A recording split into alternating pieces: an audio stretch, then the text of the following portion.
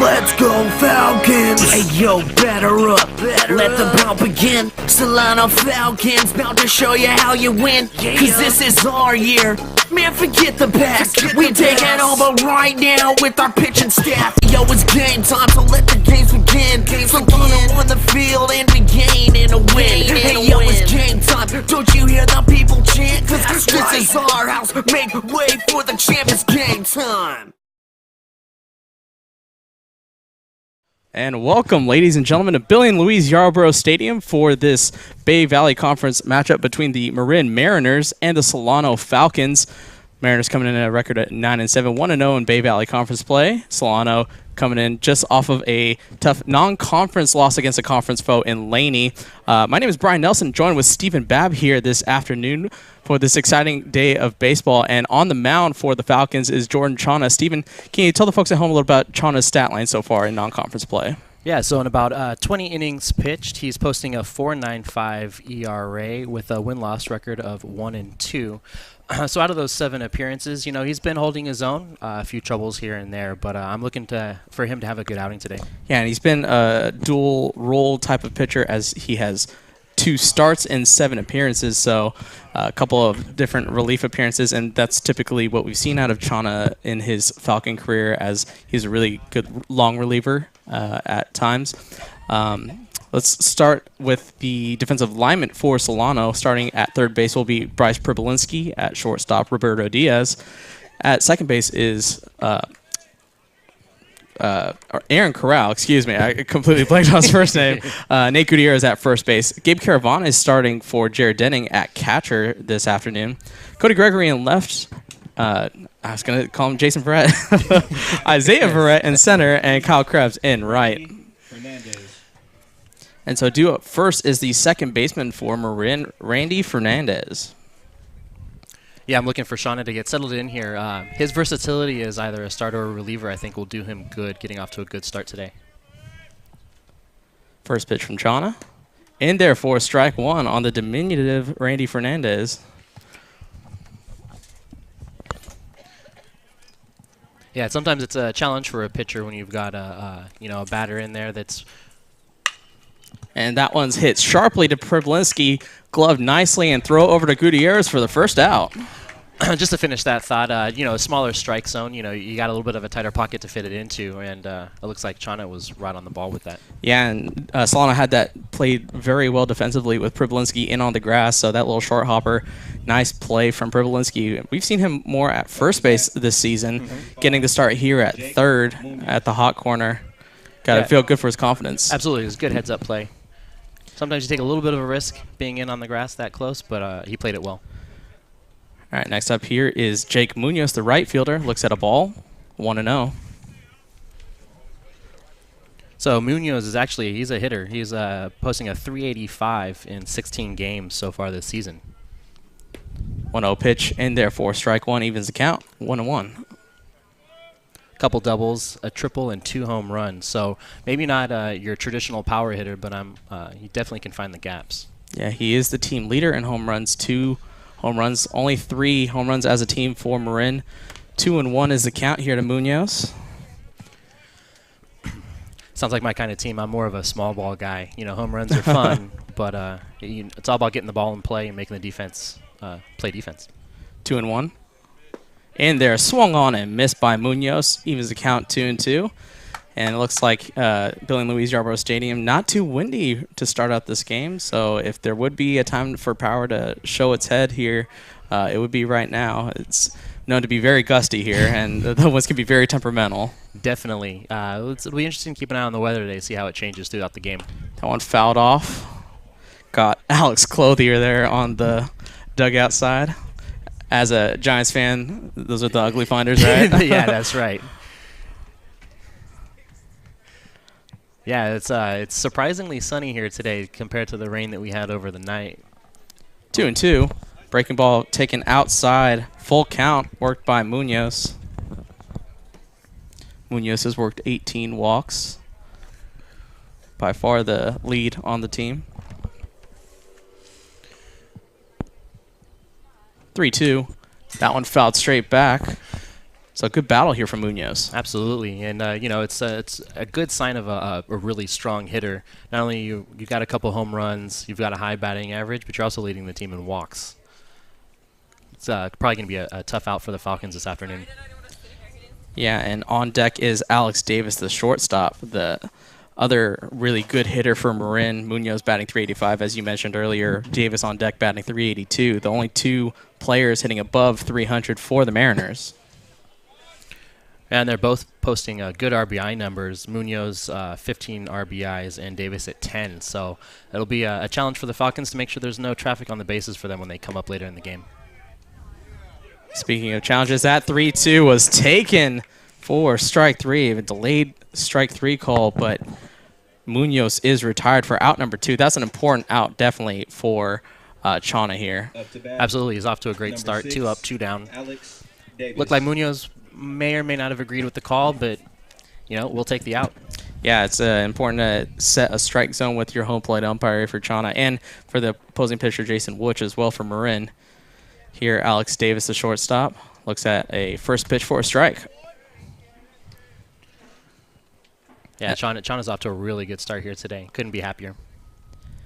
Yeah, and sometimes the first inning was a tricky time for Solano in their non-conference matchup against Laney on Tuesday, as Laney was able to jump ahead with 3 runs in the first inning. But if Chana can hold them scoreless, it's definitely a good start here for the Falcons, as Davis is facing a 1-1 count from Jordan Chana.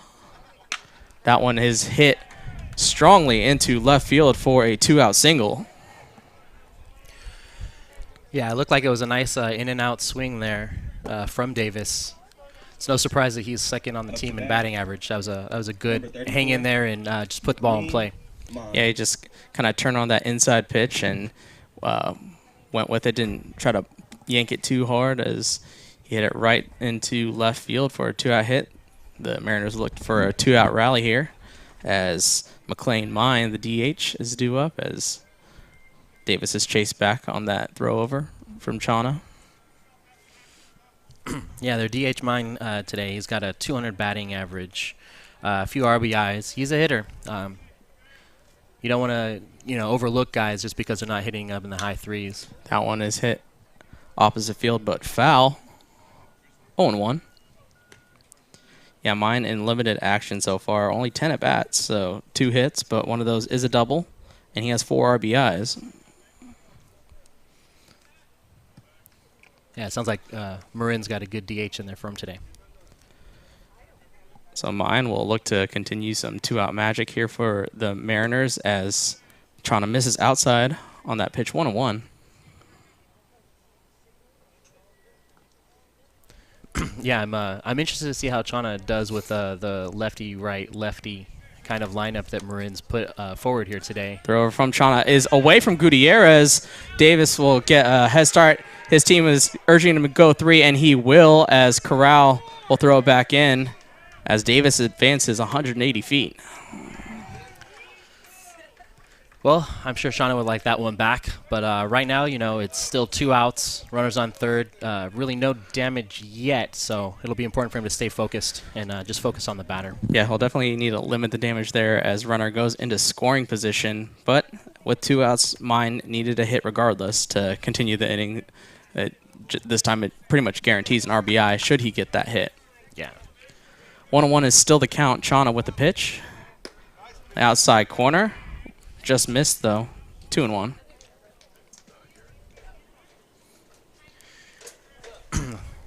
Yeah, it looks like Caravantes looking into the dugout for signs.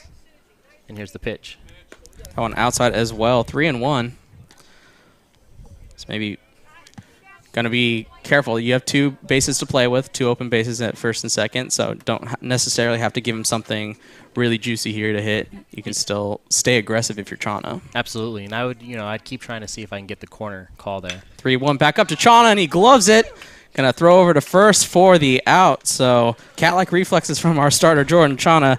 That will end the inning. Marin is scoreless. We will head to the bottom of the first. Due up for Solano is Verrett, Gregory, and Problinski, and here are your starting lineups for your Solano Falcons. Isaiah Verrett, center field. Armio High School. Cody Gregory, left field, El Camino High School. Bryce Perpolinski, third base, Liberty High School. Nathan Gutierrez, first base, the American Canyon High School. Kyle Krebs, right field, Carson High School. Jorge Chenart, DH, American Canyon High School.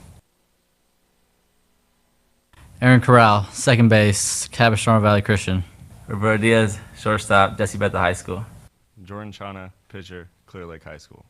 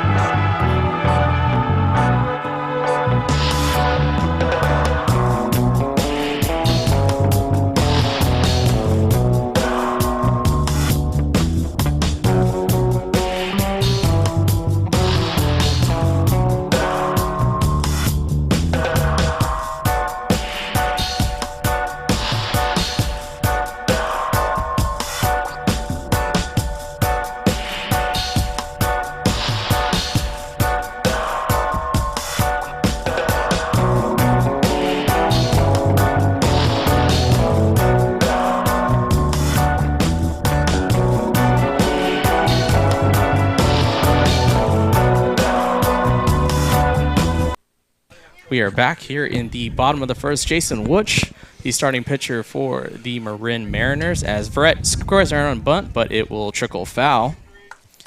Now, Jason Wutch is no stranger to Billy and Louise Yarborough Stadium, as he pitched for the Rally Factory Rockhounds this past summer, as we covered them on the Solano College Sports Network. Yeah, and Jason's got a 2.45 ERA, a win-loss of 0-1 in 4 appearances, and 4 games started for the Mariners.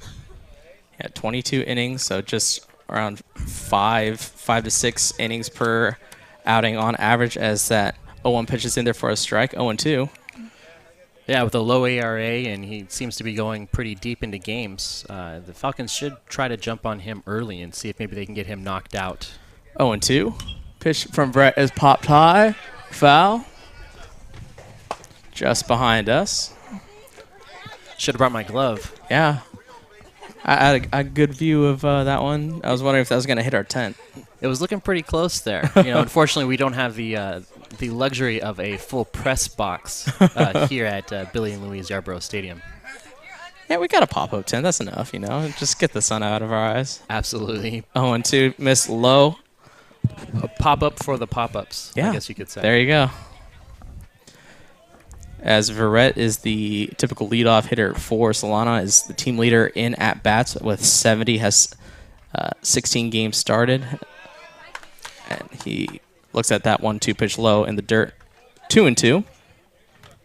Yeah, he's your prototypical leadoff hitter. He's got a great eye, not afraid to take a walk, put the ball in play, and just try to get on base any way he can. As a team leader with 6 stolen bases as well, so definitely has speed. Right back up the middle. Wutch knocks it down, throws over to first for out number 1. Yeah, he's definitely one of the speedy base runners for the Falcons. And we mentioned the weather, rain last night, so you got to expect that the field might be a little damp, so that might hurt a guy like Verrett's game, because those grounders up the middle will be deadened by a damper field rather than a really dry field if it was really nice and sunny. Yeah, these grounders look like they're not coming off the bat super fast, and they are getting held up a bit in the grass in the infield. All right, next up here is Cody Gregory, the left fielder, and he looks at a first pitch strike. Gregory, the sophomore. Yeah, Gregory's having a good year. 268 batting average. Yeah, once he got inserted into the second spot lineup, the Falcons definitely have had some of their biggest offensive outings of the year, as he looks at that 0-1 pitch outside for a ball, 1-1. Yeah, Gregory has 2 doubles, a triple, 9 RBIs, good for a tie for third on the team. That one is fouled out of play. See if Marin Mariner can catch it, and it cannot. It falls out of play. 1 and 2. Just out of reach of the first baseman for the Mariners, Jake Munoz. He had a good beat on it, just a little bit farther out than his range looked. Yeah, that's my bad too. Oh, it's actually Harwell is at first.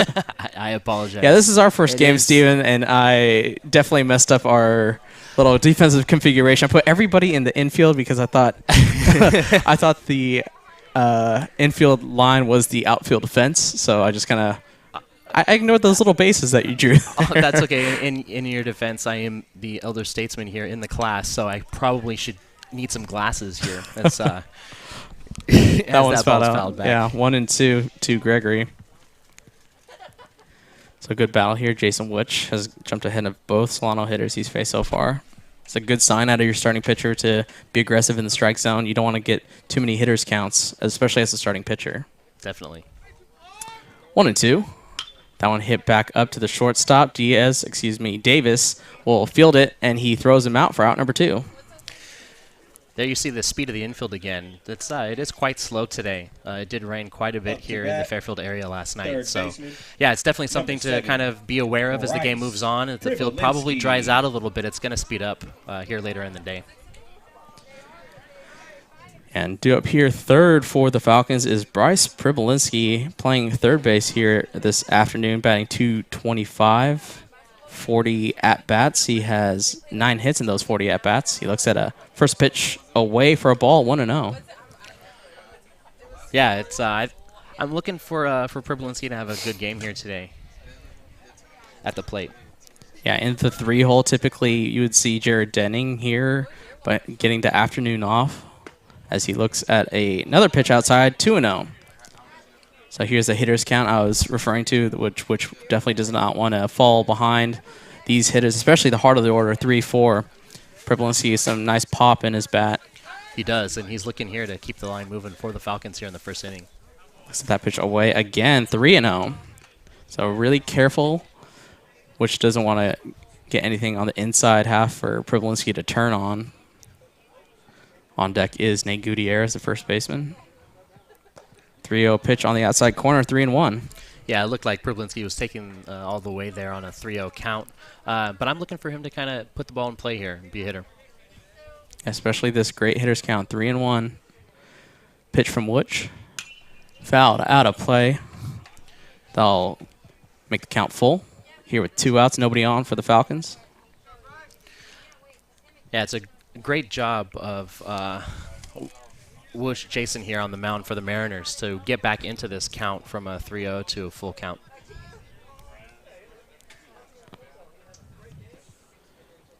Witch looking into Barcosi, his catcher, gets the pitch, and again fouled out of play by Pribolinski. Yeah, way to stay alive there and at least put some contact on that pitch.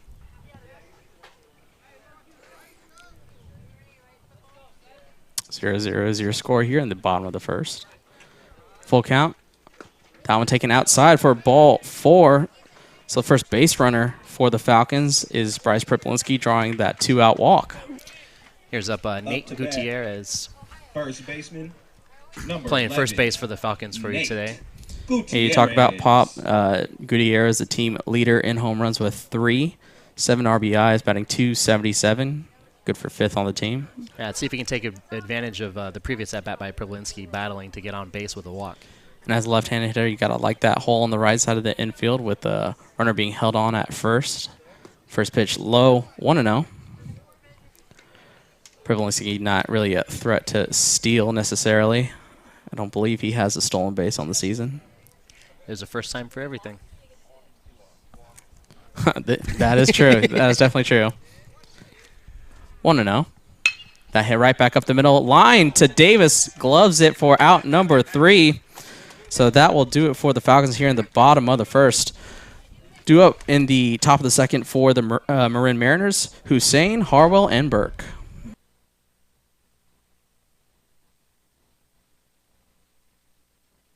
Hey, Tay Natter here. Thanks for watching the Solano College Sports Network.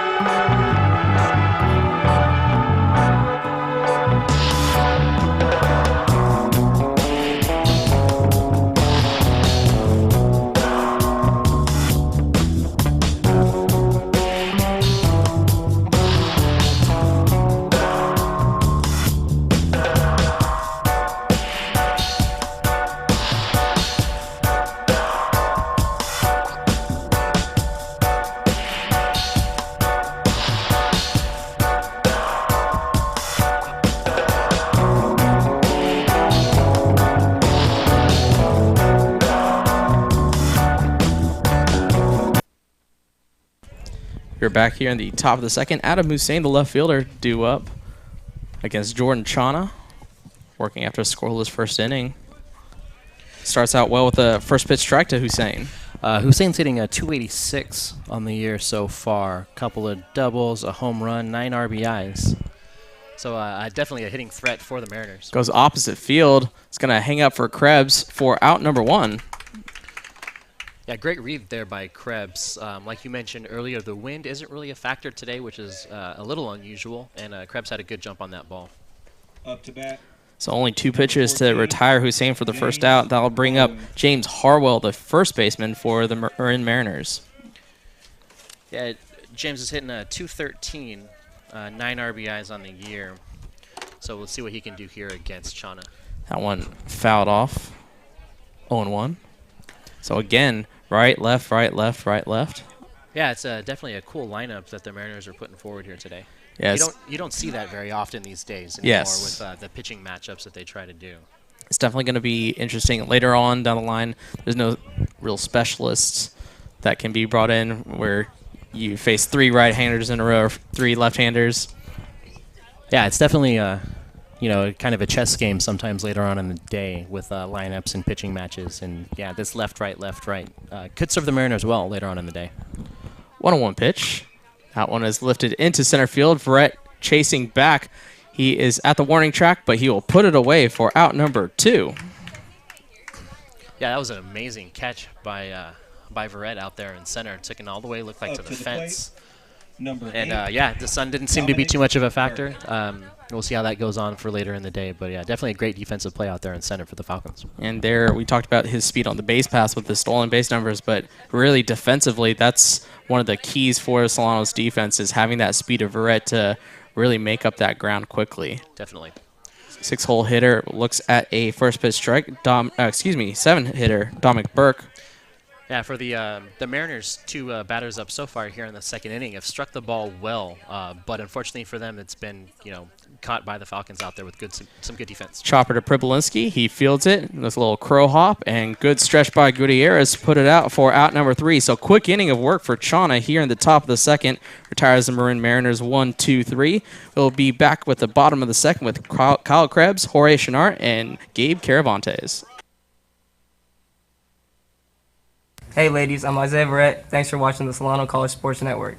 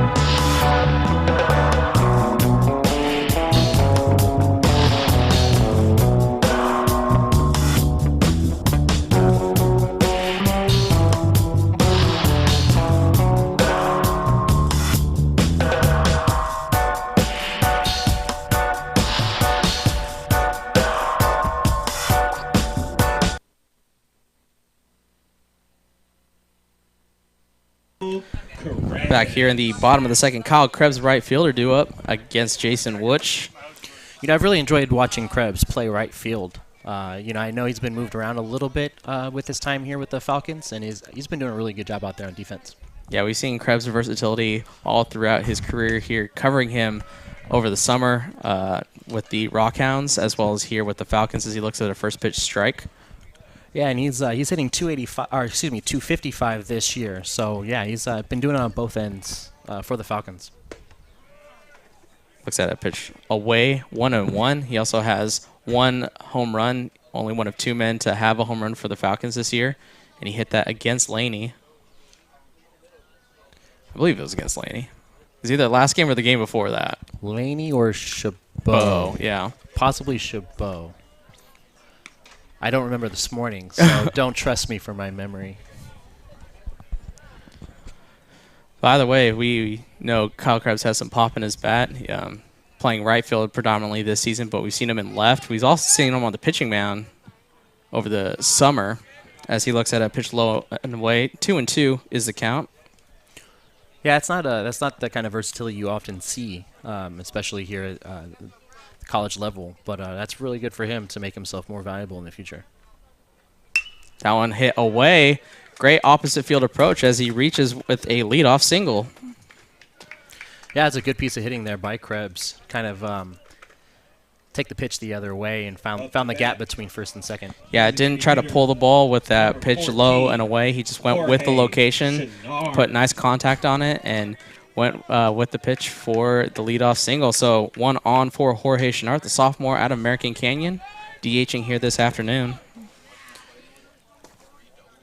Yeah, and Chenart's hitting .385 for the Falcons, which is it's a great batting average for the team this year. So let's see what he can do now. That breaking ball in there for a strike on Chenart. He's also tied for the team lead with Roberto Diaz with 11 RBIs. Has 2 triples as well as 2 doubles in his 10 hits.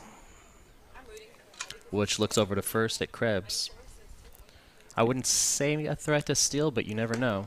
And that one swung on and missed, 0-2. Yeah, I would say so. Krebs not exactly a base stealer.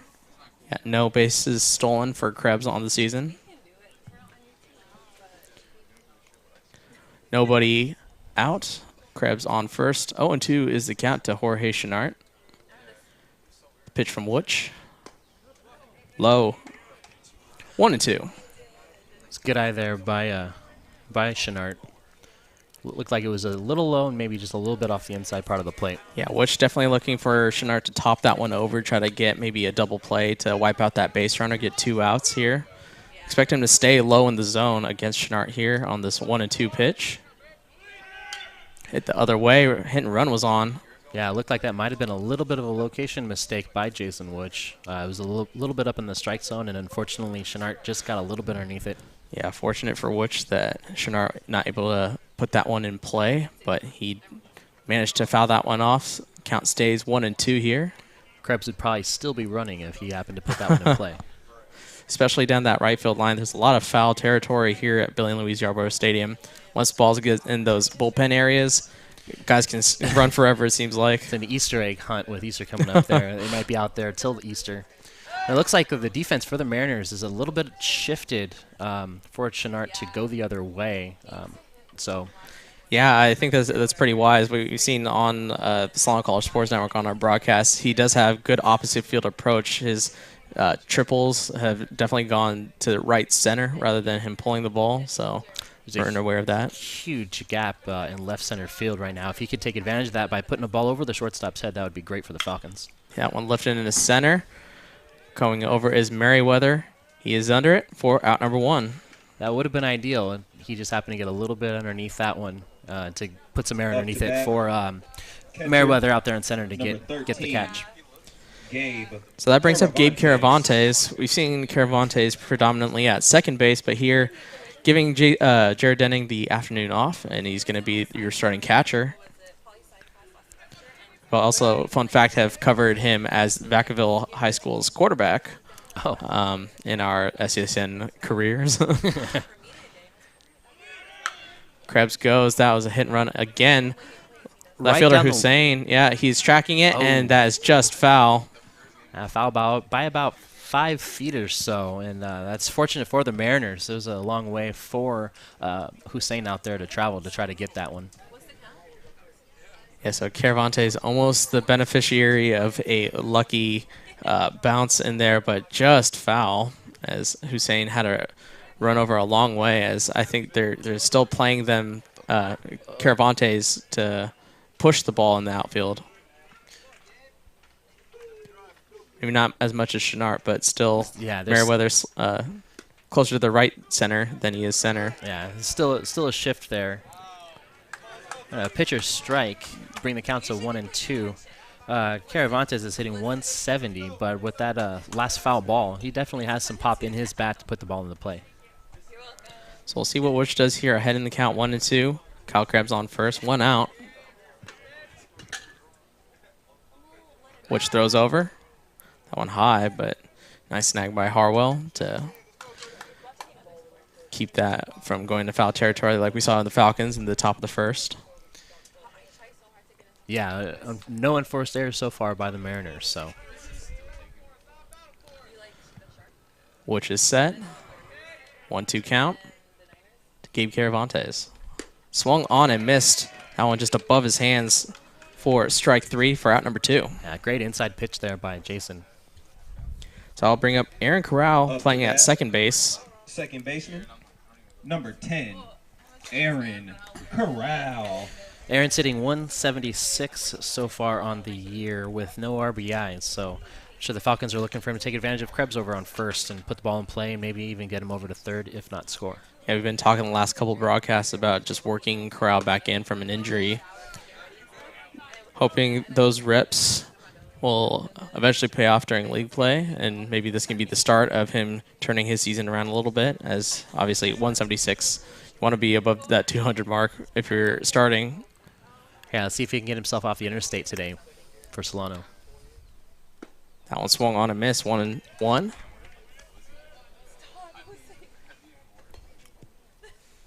And should he get on, probably the hottest hitter for Solano is on deck. Roberto Diaz, co-leader in RBIs. So here with 2 outs, if Corral can somehow manage a walk, get a hit here, keep the line moving, it'll be definitely a good thing for the Falcons as Wutch inside misses 2-1. Yeah, it looks like he just got out of the way of that one. It's pretty far inside. You got to have confidence to pitch inside. Absolutely. 2-1 count to Corral, 2 outs. Swung on and missed, 2-2. So working the strike zone very well, inside, outside, inside. Yeah, got to keep a hitter off balance that way. Yeah, I like the pitch selection so far by Woosh. He doesn't make very many mistakes, so it could be challenging here, and it's no surprise that he's posting the ERA that he is. Yeah, his stuff isn't going to blow you away, but he has a very good strategy. Yeah, great command of his pitches. That one, though, does get a little bit away. As Krebs advances to second, really great aggressive secondary lead from Krebs to take second base, and now he's in scoring position here. Full count, 2 outs, he'll be going. So should Corral get a hit here, Krebs should score easily. Yeah, that ball just squirted away from Davis Barcosi, catcher for the Mariners today. But he stayed with it and was able to keep Krebs from moving over to third. So full count, 2 out, runner at second and Kyle Krebs. Pitch from Wutch. Swung on and missed. Strike 3, so second strikeout in this half inning for Jason Wutch. A runner is stranded at second base for the Falcons. When we return in the top of the third, we will have Davis Barcosi, Christian Merriwether, and Randy Fernandez. Hi, I'm Cody Gregory, and thank you for watching the Solano College Sports Network.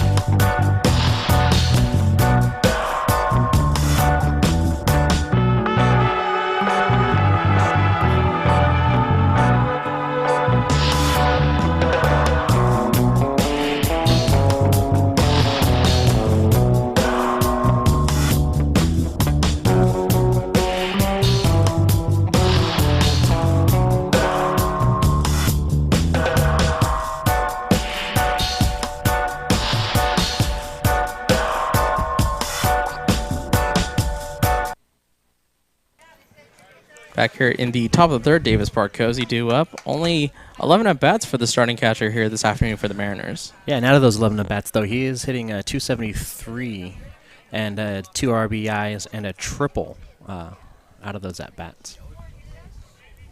So Chana will look to take advantage of the bottom order here for the Mariners as he gets a first pitch strike in there to Davis Barcosi. Yeah, good use of the inside corner there by Chana. Yeah, Chana in his 3rd year with the program sat out last year as a redshirt with an injury. That breaking ball in there for a strike, 0-2. That was a great pitch. I had a good angle on it from here behind the backstop, and great movement on that pitch. Yeah, he's definitely finding his rhythm as well. I think that this is early on shaping out to be a really good pitching matchup between Jason Wooch and Jordan Chana, both sophomores. Yeah, I couldn't agree more. These guys really came to play today. Taken on the outside, 1-2. No surprise, really. You just want to try to take advantage of maybe an aggressive hitter, get him something to look at. And here, with 1-2 count, you still have plenty of pitches to try to get him to swing at something not in the zone here. 1-2. Breaking ball hit right back out the middle. Verrett broke back momentarily, but stays put for out number 1. Yeah, I really enjoy watching the Mariners hitters so far today. They've made some good contact. Unfortunately for them, it's just been right at the Falcons' defense. So Christian Merriwether, the center fielder, is due up, batting 193, 11 hits and 57 at-bats. 3 stolen bases as well. So a little bit of speed at the bottom of the order. Sophomore out of Castro Valley High School. 5'10", 155. Yeah, see if Chana can get into that tight strike zone. Another small zone here from the Mariners hitter. That one fouled off, 0-1. And this is the part of the lineup where, as a starting pitcher, you really want to take advantage of some of the lower average hitters. You want to get 2 quick outs here before you go back to the top of the lineup. Yeah, and it looks like the Falcon defense may be preparing for him to bunt, but now with 2 strikes, they backed up a little bit. But Priblinski there at third is still in on the grass. And Gutierrez moved back a bit to normal depth at first. 0-2, breaking ball. That one fouled off. Going to be out of play. Yeah, I like seeing Chana stay aggressive here. 0-2 count, and he went right at Merriwether with that pitch. Yeah, still 0-2. So Chana been very aggressive here early on, staying in the strike zone, having a good feel of his pitches, both his fastball and that breaking ball. 0-2 outside, fastball taken, 1-2. Yeah, it looked like he was trying to get Merriwether to chase that one a little bit, but no harm, no foul. It's only 1-2.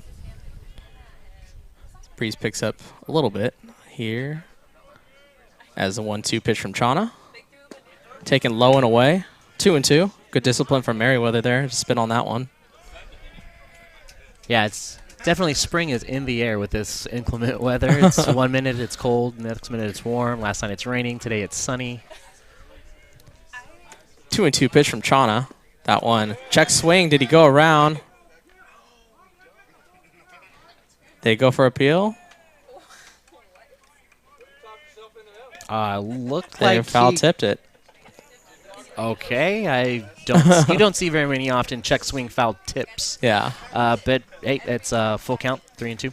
Yeah, at least he confirmed with another umpire. Didn't make that judgment call on his own. That's all you can ask for, is to get help when you don't have a clear view of it. Absolutely. Breaking ball missed low, 3-2. Oh, my mistake. Now it's a full count. Yeah. To Merriwether.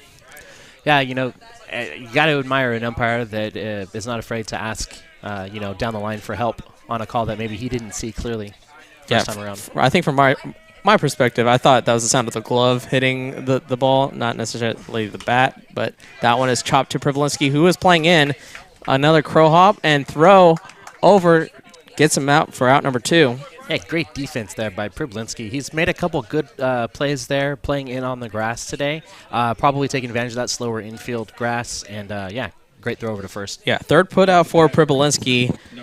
This man, Randy Fernandez, grounded out to him, as well as Burke and Merriwether for the 3 putouts in the first time around for the Mariner offense. There you see the graphic there. Number 3, Randy Fernandez. He grounded out to Priblinski to start out this game. That breaking ball, Houdini to miss that one. How on earth did he not get hit by that one? I do not know. I wish I had somebody I could look down first baseline and ask for some help, because if you're Fernandez, he reacted like he didn't get hit at all. So hey, sometimes a little gamesmanship could get you down to first, especially with 2 outs, and if you're the top of the lineup with some speed. But Chana misses again, 2-0. I would have flopped like LeBron on that pitch.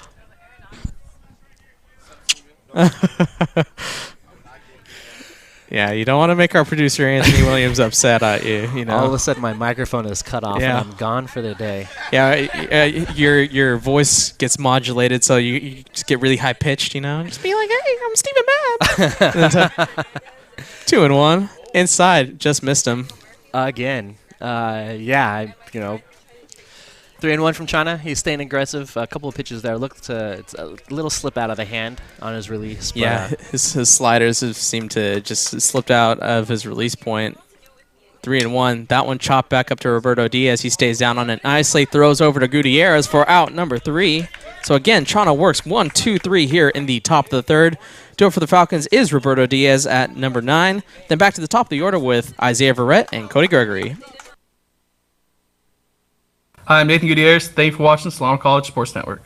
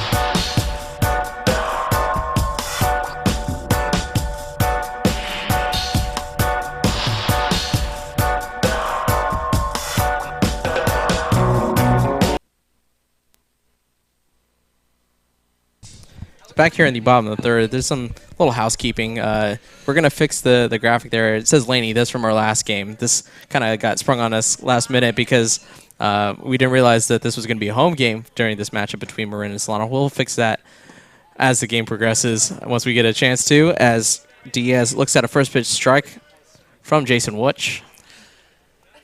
Yeah, see, Diaz made that last out there at the bottom. At the top of the third. See if he can get some offense going here. That one taken outside, 1-1.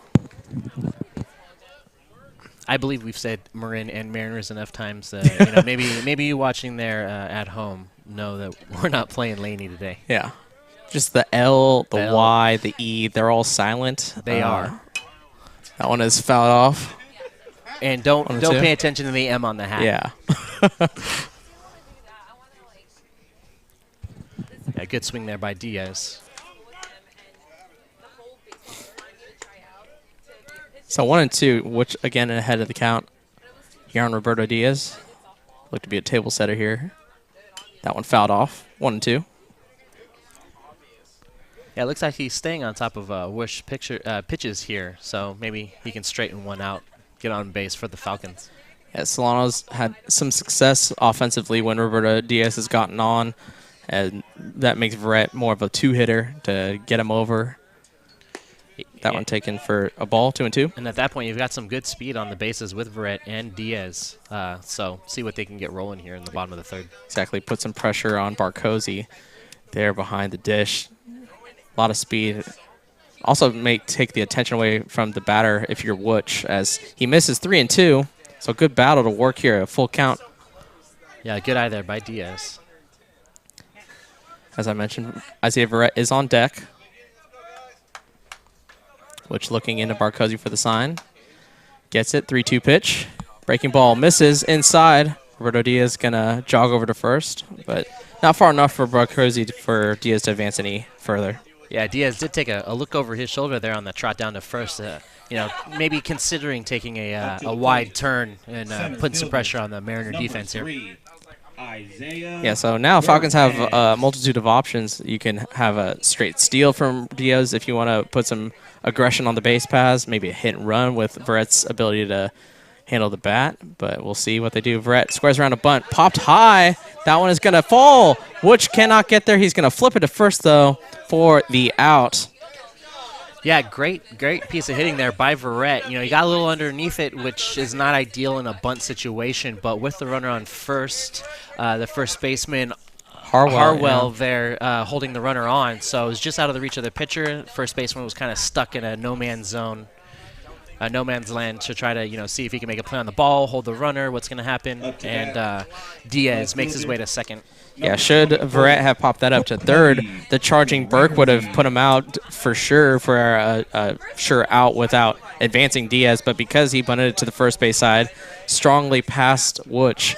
Wooch made a nice diving effort as well. Oh, absolutely. Don't take anything away from the Mariner defense there. They put in a great effort, but it was just a lucky piece of hitting by Verrett. That one fouled off by Gregory, and you mentioned your love of small ball. That's small ball 101 right there. Absolutely. You know, you take advantage of what you can get, and, you know, sometimes that ball finds the ground.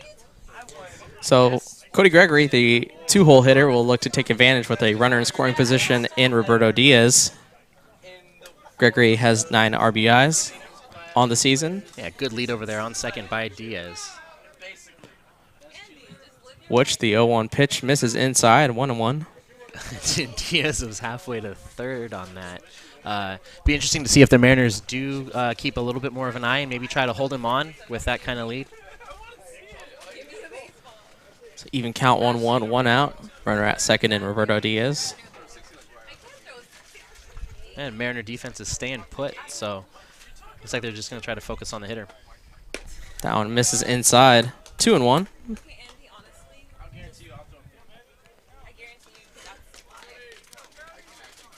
Woosh taking a look back to second. Diaz taking a lead. Yeah, this is the best base running position since Kyle Krebs reached second base in the bottom of the second, as Gregory looks at that one high, 3-1. It's a great afternoon of pitching here by both sides.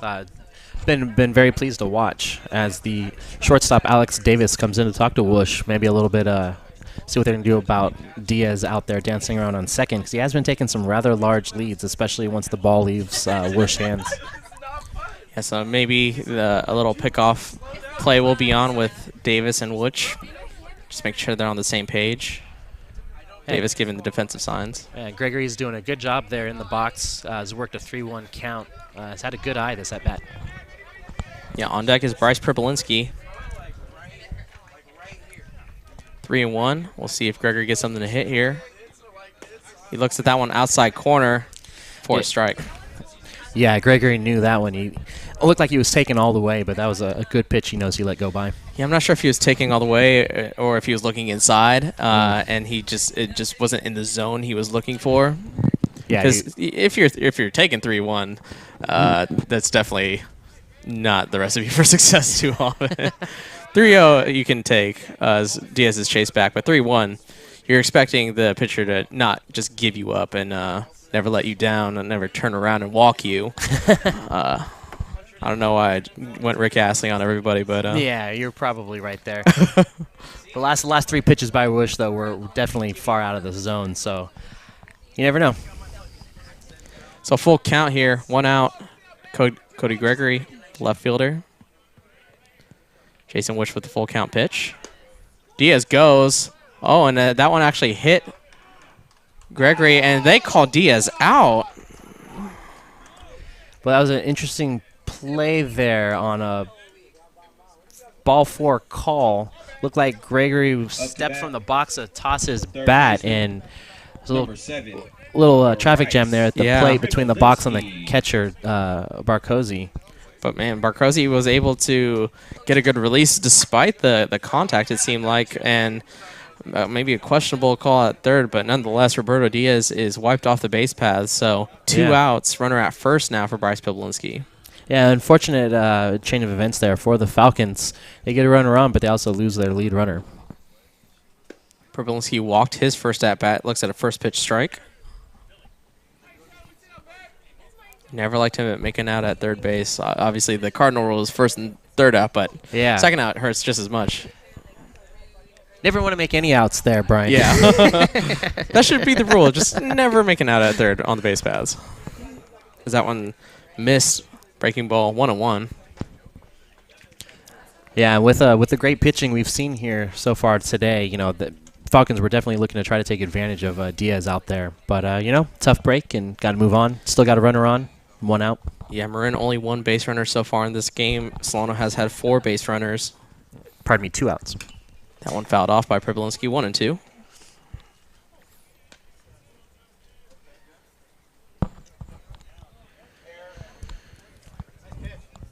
So we'll reset everything. 1-2 is a count, which has found some success jumping ahead of hitters. He's kind of been inconsistent, though, falling behind some hitters as well, as he has issued 2 walks. 1-2 pitch. That one swung on, popped up high. It's going to be fouled out of play. Yeah, way to stay alive there by Pribilinski. Yeah, he worked a full count walk in his first at-bat, and he did that by fouling off a lot of pitches. So I think he has a good eye on Witch. It's just a matter of Witch trying to put away Pribilinski. Maybe not going to strike him out, but just trying to miss that barrel and get something to one of his Mariner defenders. That one missed low and away, 2-2. Yeah, they're definitely making Witch work there here today on the mound. Nothing's come easy for the Mariners, but they've been doing a good job of staying on top of the Falcons.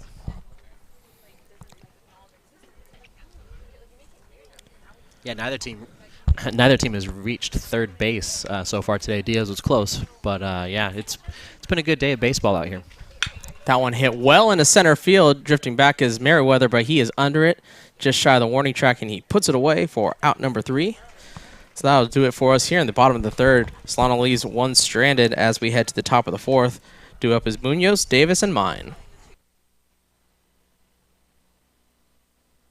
Hey fellas, this is Kyle Krebs, and thank you for watching the Solano College Sports Network.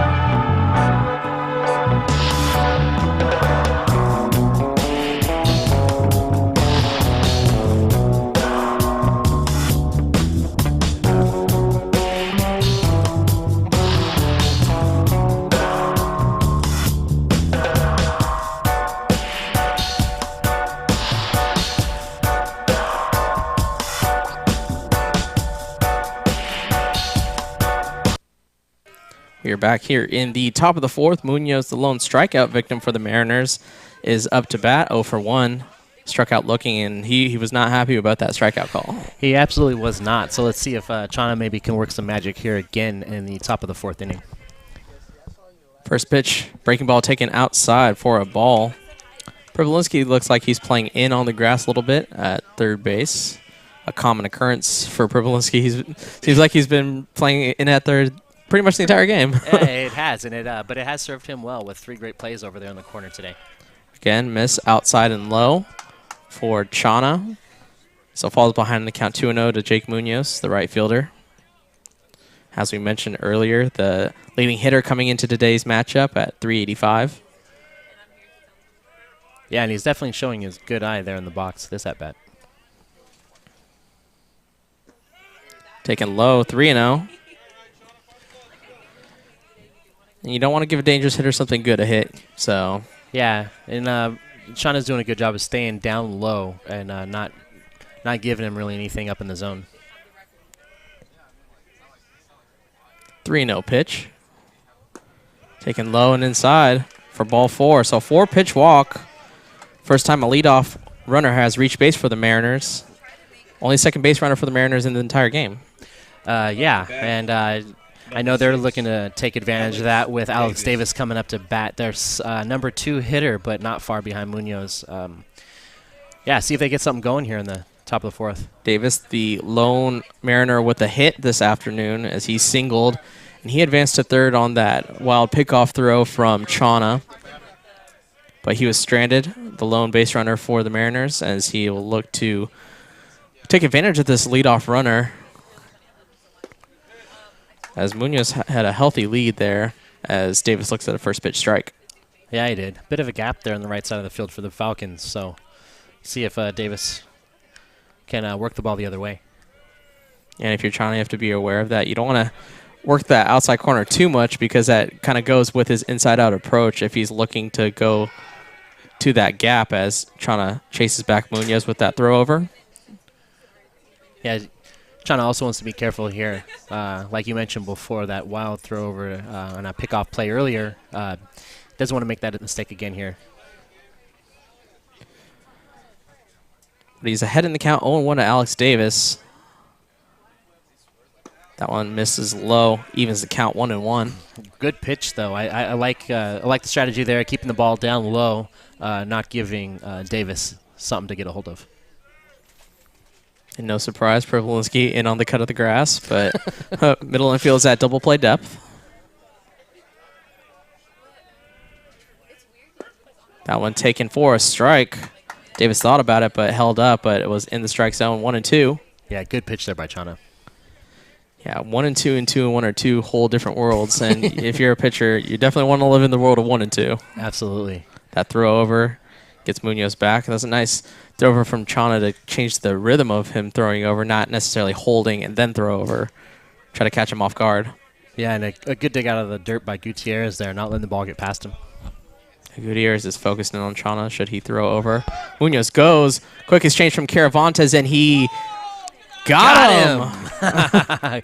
Great throw by Caravantes to get Munoz there at second. That was our first real test to see Caravantes' arm behind the dish. As we mentioned, Jared Denning predominantly the catcher, but nice exchange from Caravantes. He was benefited from Davis not swinging, so he had a clear sort of exchange, and he had enough arm strength to get Munoz down, so 1 out. Yeah, he jumped up. He was on balance. Good glove-to-hand exchange and a nice strong throw low to get Munoz there at second. So now 1 out, 2-2. That breaking ball in there for strike 3, and Davis knew it. That was a great pitch there by Chana. Yeah, I was not expecting the breaking ball, as Davis, you can tell he was off balance once he saw. Yeah, I don't think he was expecting breaking ball either. But quick 2 outs there for the Falcons here in the fourth. Yeah, leadoff walk is wiped out by the caught stealing, as first pitch strike into McLean Mine, the DH. Yeah, and after that first the first batter walk in this inning, looks like Chana's got a bit of his confidence back, and he's found a groove. 0-1 pitch, taken outside, 1-1. Mine in his first at bat hit a grounder straight back to Chana, made a nice play with the glove to get Mine out for the last out of the top of the first inning. 1-1 pitch. That breaking ball misses low and in. 2-1. Chana working a pretty steady rhythm. We've seen some different paces from these Solano pitchers, but Chana working not necessarily too quickly, but he has a nice pace to keep his defense on their toes. Yeah, he definitely does. It's been a good outing for him here today. Yeah, 1 hit allowed, 1 walk in 3 2/3 innings as he looks into the sign for Caravantes. Yeah, it'll be important for the Falcons to not dip into that bullpen early today. Sometimes they've got to reach to their next pitchers a little sooner in the game than what Skipper would like, but see how far Chana can go today. As Chana falls behind the count 3-1 here to Mine, the DH. On deck is Hussein, the left fielder. Should Mine reach? That one misses. So second walk of the inning for Chana. That will bring up Adam Hussein, who flew out to Kyle Krebs in his first at-bat, 0 for 1. Yeah, he definitely put a good piece of hitting on the ball out there to right to Krebs. So, see, Mariners are probably hoping he can put some more contact on it right now. Yeah, worked that opposite of field approach, just took that outside pitch and stung it well, but Krebs was underneath it. in his first at-bat. Yeah, the wind's still definitely not a factor out here today. On fouled straight back, 0-1. Pretty good timing on it, but whenever a hitter fouls it straight back, you know they just missed it low. Yeah. Definitely seeing the ball well, Hussein. And like Steven said, the wind is completely dead. The flags are hardly moving out there in the outfield as that breaking ball try to sneak that one in there for a strike, but missed 1-1. Yeah, just inside. That was another good breaking ball by Chana. And try to get Hussein to give up on that high curve, it looked like. Sneak that one in the front door as mine goes. Caravantes throws again. Bouncer just past the glove of Corral. So stolen base from McLean Mine. Yeah, Falcon's fortunate that he's still at second with that. Got past Corral, got past Diaz and into center field to Verrett, who was charging in to play good backup defense there. Yeah, that throw looked like it was on time. It was just a one-hopper and just not able to be fielded by Corral. Yeah, it's a tough play for a second baseman getting over to that side, especially when you're a right-hander, because you kind of have to get to the other side of the bag and turn and pivot. So mine in scoring position with 2 outs, 2-1 pitch. Just missed, 3-1.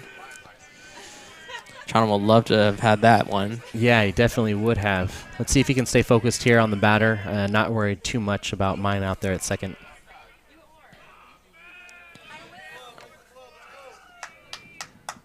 That was the first stolen base by mine in his season so far. As Hussein steps out of the box back in here. 3-1, 2 out, and Chana wants a meeting with Caravantes just to get on the same page. Yeah, talk it over. You know, it's a big point in the game here. There's a runner on second, 2 out, a couple walks already this inning. Counts 3-1. You know, you don't want the ball game to get out of control here, since it has been a good pitcher's duel. And this is the difficulty of having a different catcher in there. Having Denning, you've worked all season long, but now Caravantes in there. This is an important part defensively, is getting on the same page with your starting pitcher. 3-1 pitch, that breaking ball in there for a strike. And on the same page they are. That's a good call coming out of that quick mound visit. Yeah, I think Chana knew what he wanted to throw and just made sure that Caravantes and he were on the same page. As now there's full count, 2 out, runner should be going. Oh, and he missed. I guess that's why the runner wasn't going. Yeah, that's didn't miss by much. It looked like Chana wouldn't mind having that pitcher strike called. But now you got runners on first and second, 2 out. James Harwell. Mariners are trying to put some runs on the board here in the top of the 4th. Yeah, the most threatening half inning for the Mariners offense by far, as James Harwell, the first baseman, due up. He is 0 for 1 with the fly out to center fielder Isaiah Verrett. That one hit sharply to the second baseman. Corral dives, gets past him. Krebs with the strong throw. It's going to be cut off by Gutierrez. Oh, it's going to roll past Gutierrez, and mine is going to score. So a 2-out RBI single for James Harwell. Yeah, that was a good piece of hitting there by Harwell to find the gap in first and second, and just out of the outstretched arms of Corral to make it out to Krebs. So Marin strikes first as they jump ahead 1-0. 2 outs, 2 runners in scoring position for Dominic Burke, the third baseman.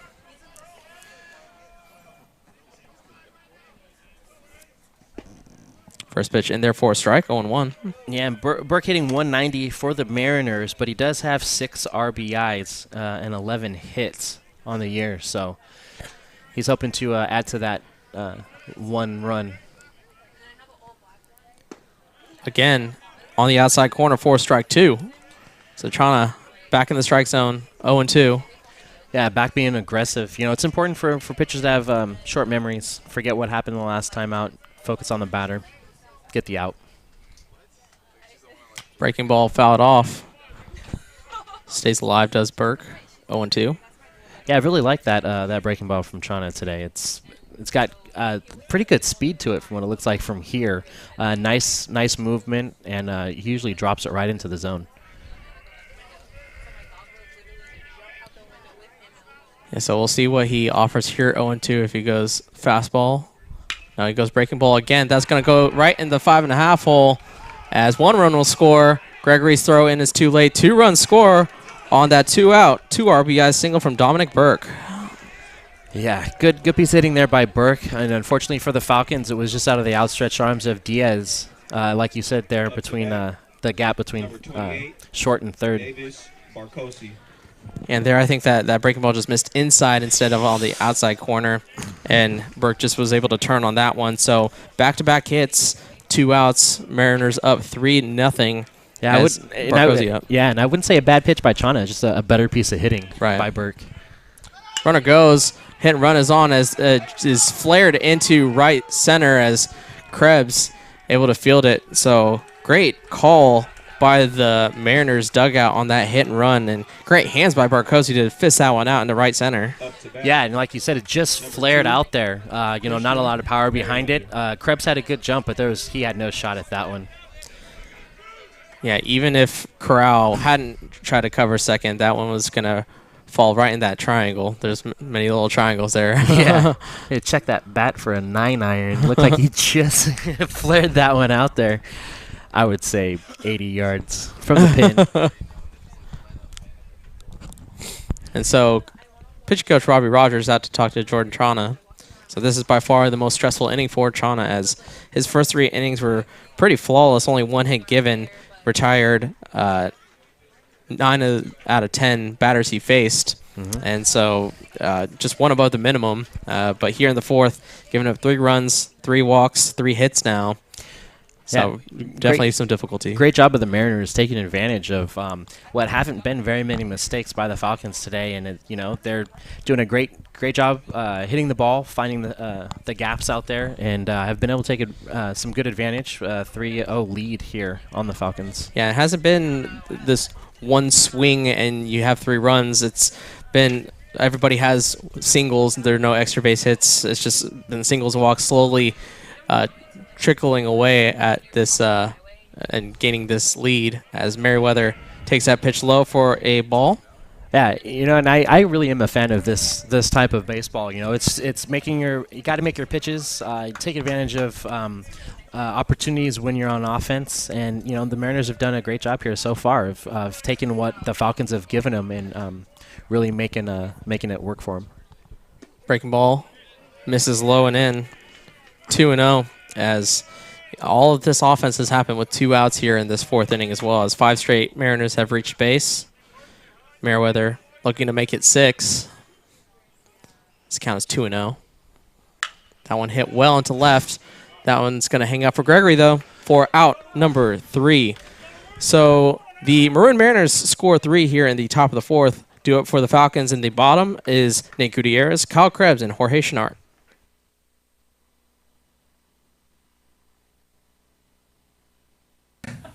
Aaron Corral. Thank you for watching the Solano College Sports Network.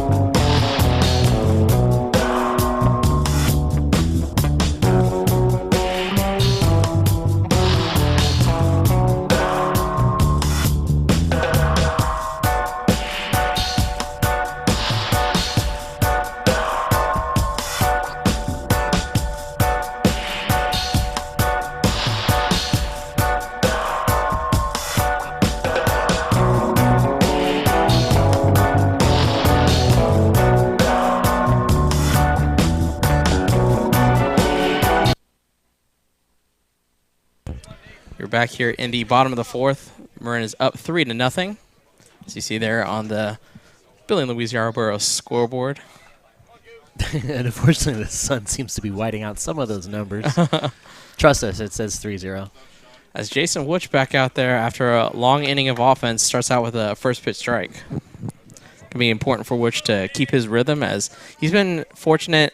Well, I mean, his offense didn't score for him early, but he's been able to get out there pretty consistently to find his rhythm early. We'll see if this long delay hinders him in any sort of way, as that pitch was fouled.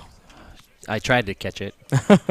Yeah, see if Wooch can, see if he stayed warm there in the dugout. It's been a little bit of a break for him, and see if he can get rolling here in the bottom of the fourth. Gutierrez in his first at-bat lined out to shortstop. That one hit strongly to second baseman, but he is underneath it. Yeah, good play there by Randy Fernandez at second for the Mariners for the first out. That one hit Up to bat. very well by Gutierrez, Number 20. but he is put away, so that brings up Kyle Krebs, who is 1 for 1 with a single. My bad. Excuse me, it's Randy Fernandez playing at second. Need those glasses again. Maybe I need penmanship glasses rather than need glasses. As that one is taken for a ball, 1-0. There you see on the graphic there, Krebs singled. Opposite field, his first at-bat. Krebs calls time. Trying to dictate his rhythm in the batter's box, which didn't move Not at all. That one taken low and away. 2-0. Yeah, it's definitely a fun dance to watch between pitcher and hitter, and as far as timing and rhythm and things go. Sometimes the batters will step out if it feels like the pitcher's moving in too good of a rhythm and maybe moving a little too fast. 2-0. Misses 3-0. Burke, the third baseman, playing close to the line. Pretty even with the bag. Everybody else playing pretty straight up. Maybe the outfield is a hair for him to pull. As the 3-0 pitch taken all the way, 3-1. Yeah, it's an interesting defensive setup here for Marin. It looks like first base, third base, short. Everybody's kind of moving around a little bit, kind of disguising what their position's going to be. That one in there for a strike, 3-2. So Wooch works the count full. Krebs just checking to see where in the strike zone that pitch was located. Yeah, it was good pitch. I think Krebs knew it. So full count, Wooch with the pitch. That one lifted into right field. Munoz drifts under it, puts it away for out number 2. And Munoz is fortunate that Krebs got under the ball like he did, because he didn't have a good read on that. He ran back, and the ball wasn't hit very hard. But fortunately for Marin, there was enough underneath it for Munoz to get the out. So 2 outs here. Chenart will look to get on base and start a rally. We saw Marin rally with 2 outs in the last half inning. Solano would love to echo that, as Chenart swings and fouls out one past the third base side. 0-1. Chenart flew out to center fielder Christian Merriwether in his first at-bat. That after that foul ball, that kind of walk around home plate, looks like Chenart's really locked in. I think he really wants to try to get something going here for Solano. That one lifted into center field again. Merriwether shades his eyes. He looks like he's under it, and he puts it away for out number 3. So 3 up, 3 down for Jason Wooch, as Marin will take their 3-0 lead to the top of the 5th. Due up is the top of the lineup: Randy Fernandez, Jake Munoz, and Alex Davis. Hi, this is Roberto Diaz, and thanks for watching the Solano College Sports Network.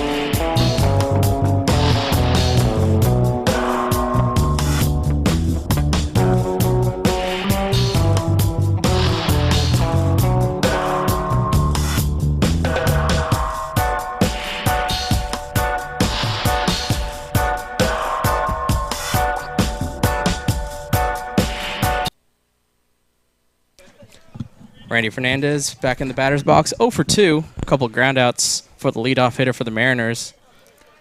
As Chana misses low. 0-1. 1-0. Yeah, it's looks like Falcons want to try to get a quick inning here and get their offense back out to try to do something. Yeah, Jason Witch has been excellent for the Mariners as Chana misses again. 2-0. This is when Chana seems to have some control issues as misses again. 3-0. Yeah, starting the fifth like he did the fourth, 3 straight balls. Hopefully he can avoid the fourth one here. Yeah, like Steven said, walked Munoz his last time on 4 straight pitches there. Managed to get in the strike zone. 3-1. Yeah, it's tough. Looks like Fernandez here has a little bit of a smaller strike zone. And chop to Privilinski again. Throws him out for out number 1. Second time Privilinski is thrown out Fernandez. Yeah, Chana doing a good job there, getting the ball into the strike zone and having Fernandez make contact, but right at Privilinski there at third. We managed to fix our scoreboard there, so proper Hey. team. 3-0 as Marin is up. As Munoz, he walked his last at-bat, but he was caught stealing by Caravantes. Yeah, and a great throw by Caravantes when he made that play. That one hit well, but foul. 0-1.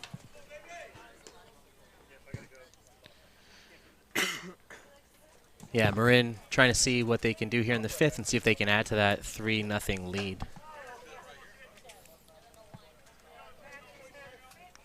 0-1. Breaking ball in there for a strike. 0-2. He's done an excellent job of stealing that second strike with a breaking ball that starts out of the zone, just breaks back in, really fooling some of these Marin hitters. 0-2. Low. 1-2. Yeah, Solano's got to be happy with Chana's pitches here today. He's having a really great outing despite what's happened in the fourth. His other times out there on the mound have been really, really strong. 1-2. Ooh, that one just behind him. I think he heard me and wanted to quiet me down on that. Just a bit inside. Just, you know. Yeah, absolutely. Bob Euchre, just a bit inside. 2-2. That one chopped right at the first baseman, Gutierrez. He's underneath it, puts it away himself for out number 2.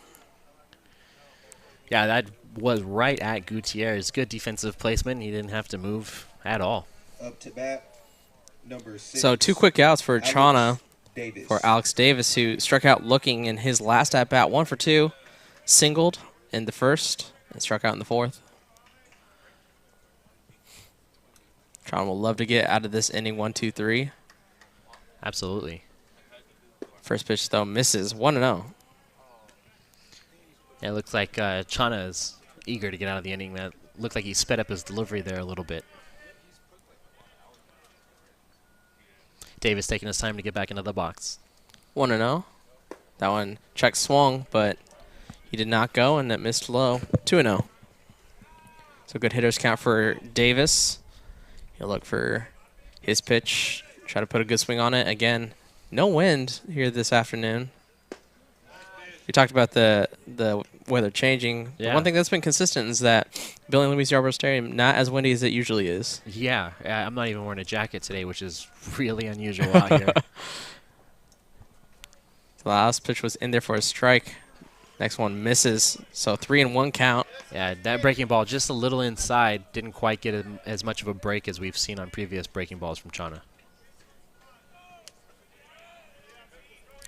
So again, good hitters count for Davis. That one swung on well. Lifted to the left. Cody Gregory looking back. Hits off the warning track off the wall. Ricochets away from Gregory. Davis takes second easily, but he'll be held up there with a 2-out double. Yeah, that was well struck. I'm not sure if Gregory thought that was staying in or not. It looked like he was going to take a chance to play it off the wall. Unfortunately, it hit a post and caromed off to the left. Unfortunate break for Solano. Fortunate break for the Mariners. Got a runner on second with 2 out here. Yeah, but Gregory was able to chase that ball down, holding Davis to 2 instead of 3. Obviously don't want to make the last out at third. Talked about that early on. As McLean Mine is in the batter's box, 0 for 1 with a walk and a run scored as he looks at that pitch for a ball. Yeah, breaking ball just got out of the hand of Chana there, slipped on the release. That's happened a couple times for Chana. There you see the graphic there, ground out and a walk, also a run scored. The first run of the game for the Mariners as he looks at that 1-0 pitch on the outside for a strike, 1-1. As I'm not going to say generous strike there, but it looked like it may have been a little off. It's a pitcher strike. Pitcher Steven. strike. Yeah, There you pitcher go. strike. Pitcher strike. Well, maybe a little home field advantage. 1-1.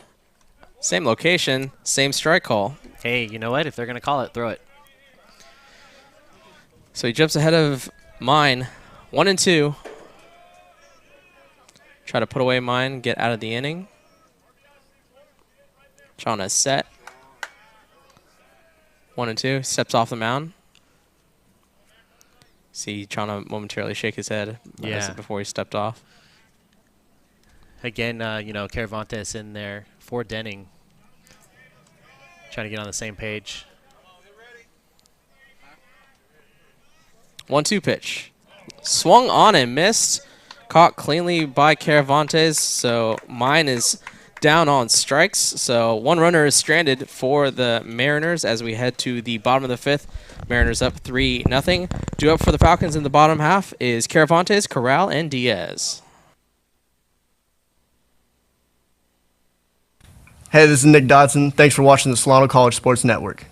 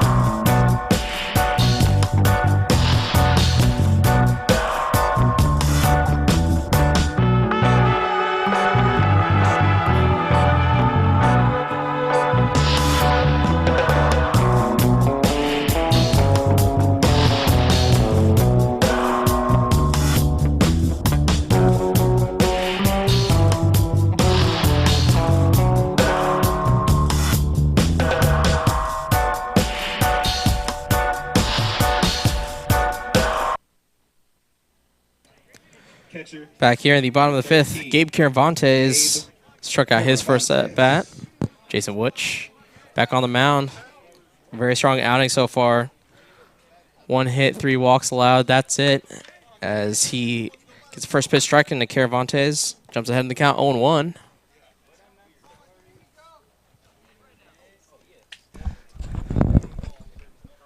One pitch in there for strike 2.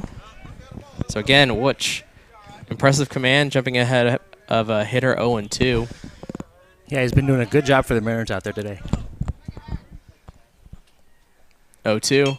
That one, great job of Caravantes to lunge. Emergency hack at that one to stay alive, 0-2. It's a quick half inning there. I had to run to Napa. Go use the bathroom, and I'm back now. Little out of breath. 0-2. That one fouled off. Barcosi looked at it for a moment, but realized it was drifting out of territory, foul territory. Even I lost that one in the sun.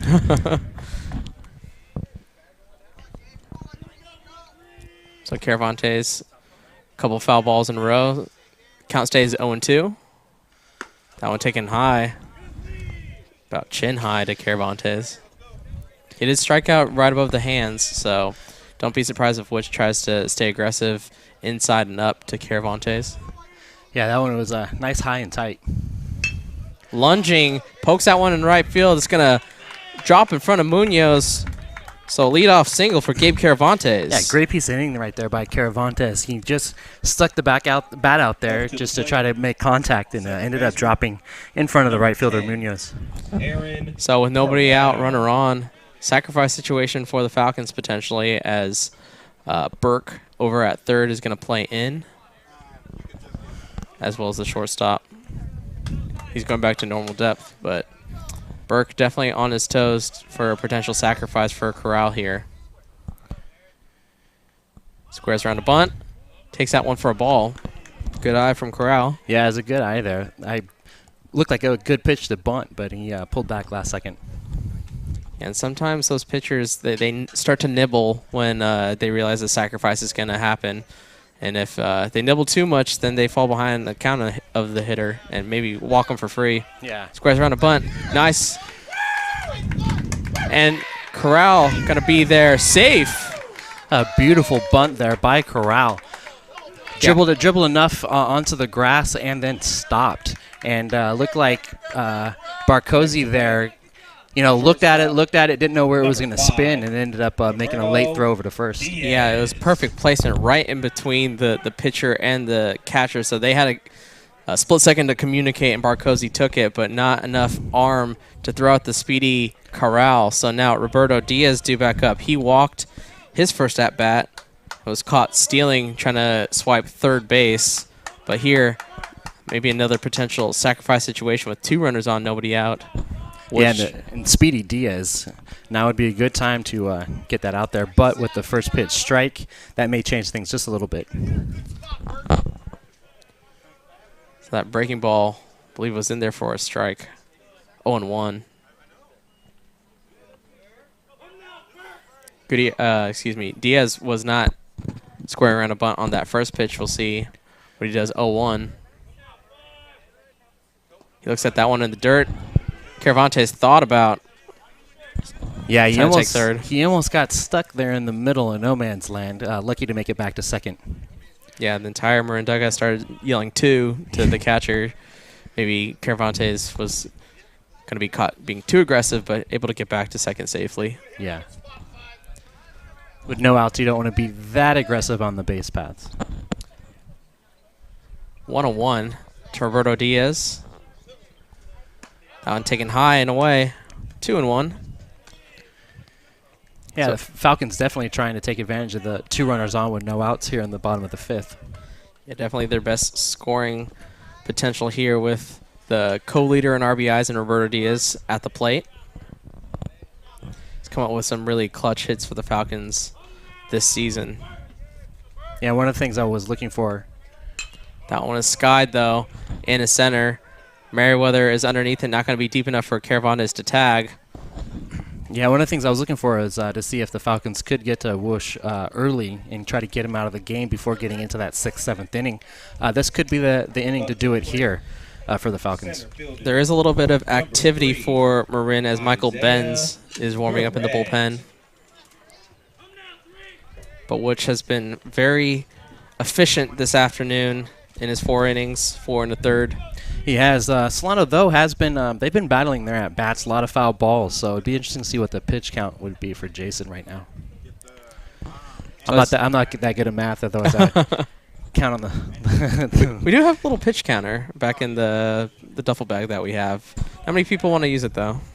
It's good information to have, especially at a time like this, to kind of see where, the opposing pitcher or even your own pitcher is at in the game as far as pitch numbers go. So Verrett up 0 for 1 officially with a ground out and a sac bunt. That one, great pickoff play, and they got Cervantes. They did. That, yeah. Yeah, all I could say is a great move to second because Cervantes was stuck. It was perfectly timed because Cervantes was taking a secondary lead. He was. He got caught leaning the wrong way. I'd like to see that on a replay for a maybe balk opportunity. Yeah, if you're the Falcons, that's the only thing you can hope is that maybe Whoosh, his first move was to the plate, but excellent pickoff play by the Mariners gets that runner in scoring position off the base pass, and now with 2 outs, Verrett looks at a first pitch strike. Yeah, beautiful breaking ball by Whoosh. And Mariners got to be breathing a little bit of a sigh of relief here. Wasn't looking good. 2 runners on, no outs. Now it's 1 runner on with 2 outs rather quickly. Breaking ball in there for a strike. 0-2. So Verrett will look to keep the line moving, try to get on base here. Cody Gregory on deck. Which checks on The runner at first in Corral. 0-2, 2 out. That one jammed and foul. Yeah, it was a little high, but, Verrett wanting to keep the line moving, trying to do something here. Just try to turn on that inside pitch with the quick hands, but in foul territory.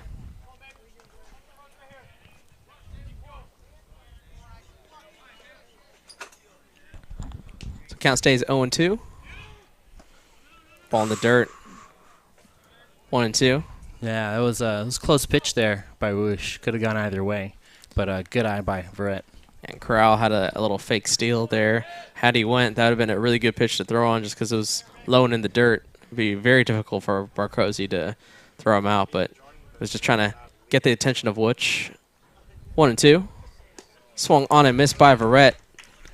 So the third strikeout victim for Solano, or for Jason Wooch, as Verrett is down swinging. Solano strands one as we head to the top of the sixth. Marin up 3-0. Hussein, Harwell, and Burke due up for the Mariners. My name is Jorge, Chenart, and thanks for watching the Solano College Sports Network.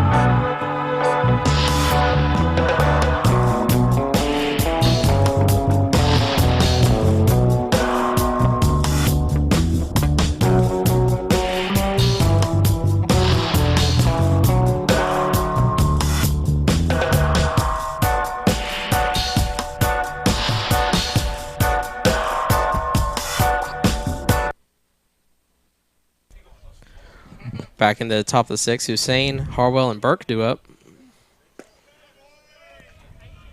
That breaking ball misses for a ball, 1-0. Yeah, Mariners trying to get back out here and get aggressive again. Hussein again looks at a ball as you saw on the graphic, flew out and walked his 2 at-bats, so 0 for 1 with a walk and a run scored. Was the second Mariner run to come across in that 4th inning. That one fouled off, 2-1. Yeah, I'm not sure, could be mistaken, but Chana looks like he is speeding up his delivery here a little bit. I think he's a little anxious out there to try to get back in his groove and, stay aggressive with the Mariners hitters. Down, taken for a ball, 3-1. There's some activity in the Solano bullpen. I think that's Keegan Wallen. Can't quite see from here. Yeah, 34. That's Wallen. So should Chana potentially get in trouble here? Some activity. That one fouled. Right at the third base coach for Marin. Well, it looked like it almost snuck into the Solano bullpen there as well. That's why you have those guys protect the bullpen catchers. Obviously, you have to can't have eyes on the field and catch the bullpen pitcher warming up as that 3-2 pitch taken on the outside for ball 4. Ooh, close one there. I know Chana is not too happy about that call, but you know what?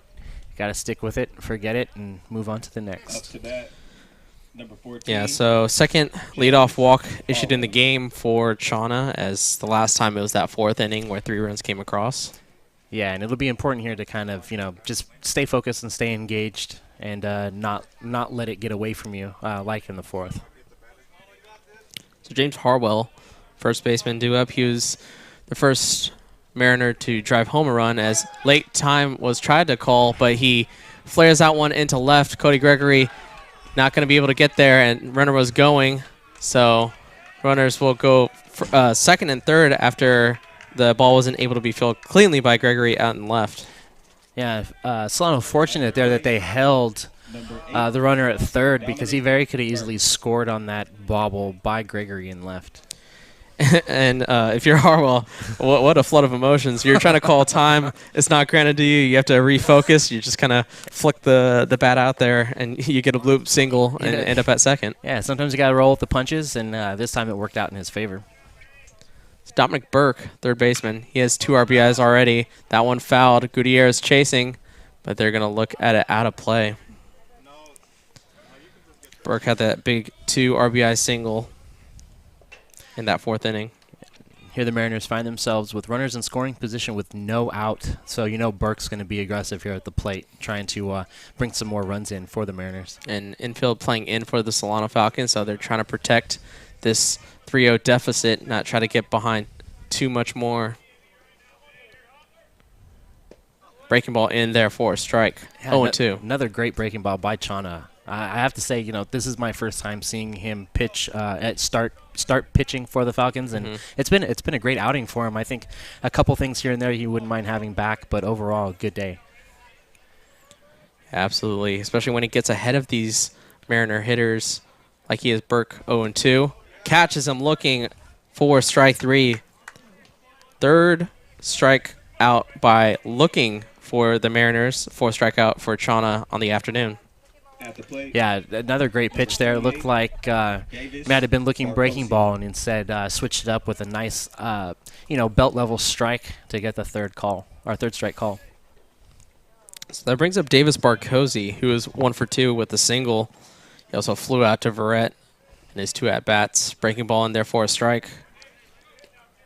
Yeah, he's got great. Chana's got great speed on that breaking ball. I'm really kind of impressed. The movement for a right-handed hitter, it's coming in left to right, and it looks inside and then creeps right back out over the plate. But good velocity on it. 0-1 pitch, follows it up with a fastball, and that one's fouled off. 1-2. 0-2. And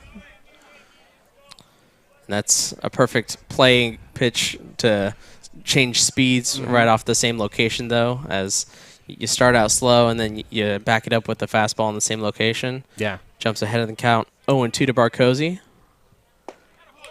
Just missed. But the Falcons here looking to get a quick 2 outs with, even though the runners in scoring position for Marin, they could trying to get out of this unscathed. And a clear strikeout situation with runners in scoring position with less than 2 outs. That one hit back right up the middle. That's going to bounce in front of Verrett. 1 run will come in. Verrett's throw to the cutoff man is they're going to hold a runner at third. So a RBI for Davis Barcosi as the Marin Mariners jump up 4-0. Yeah, great piece of hitting there by Barcosi, and to get it to drop in front of Verrett there in center. So Christian Merriwether due up 0 for 2. Grounded out and lined out in his 2 at-bats. Yeah, he's been making good contact on the ball. Unfortunately, it's been right at Falcons players. So I'm sure he's stepping into the box right now, trying to get one of those balls to find some space out there. He squared around a bunt, but pulled back in time for a ball. 1-0. Yeah, it could be a good bunt situation for the Mariners with runners on first and third. Kind of force the Falcon defense to make a good decision and make a smart play. Yeah, the runner wasn't going, so it wasn't a full-on suicide squeeze. The runner from first was going. Pitch in the dirt will allow Harwell to score for the 5th run.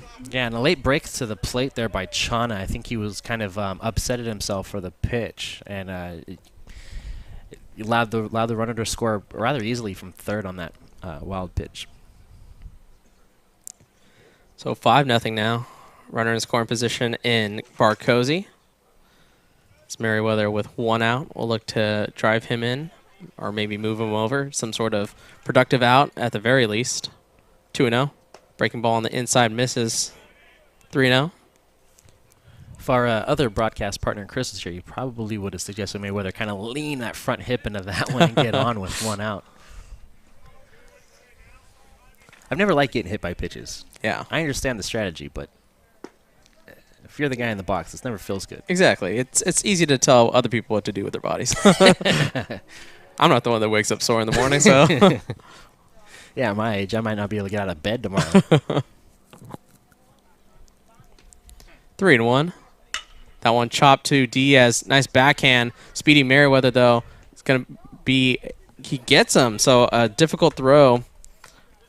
Yeah. A difficult play, but at the very least, Barcosi advances to third. Yeah, I mean, you got to get the sure out, and a great dig out of the dirt there by Gutierrez at first to make sure they got that out. It was a close play, but good defense by Diaz to Gutierrez. So Randy Fernandez, 0 for 3, 3 groundouts. That one chopped foul, 0-1. So 2 outs, runner at third. Definitely, if you're Chana and Cervantes, you want to be on the same page. You don't want to let a pass ball again or a wild pitch score that runner from third. Yeah, and just stay focused in on the batter and, try to get either a strikeout or ground out to end the inning. Breaking ball chopped off the leg of Fernandez. That's got to hurt. It looked like he was a little out in front of that one and just having to squirt down right off that ankle, maybe high ankle.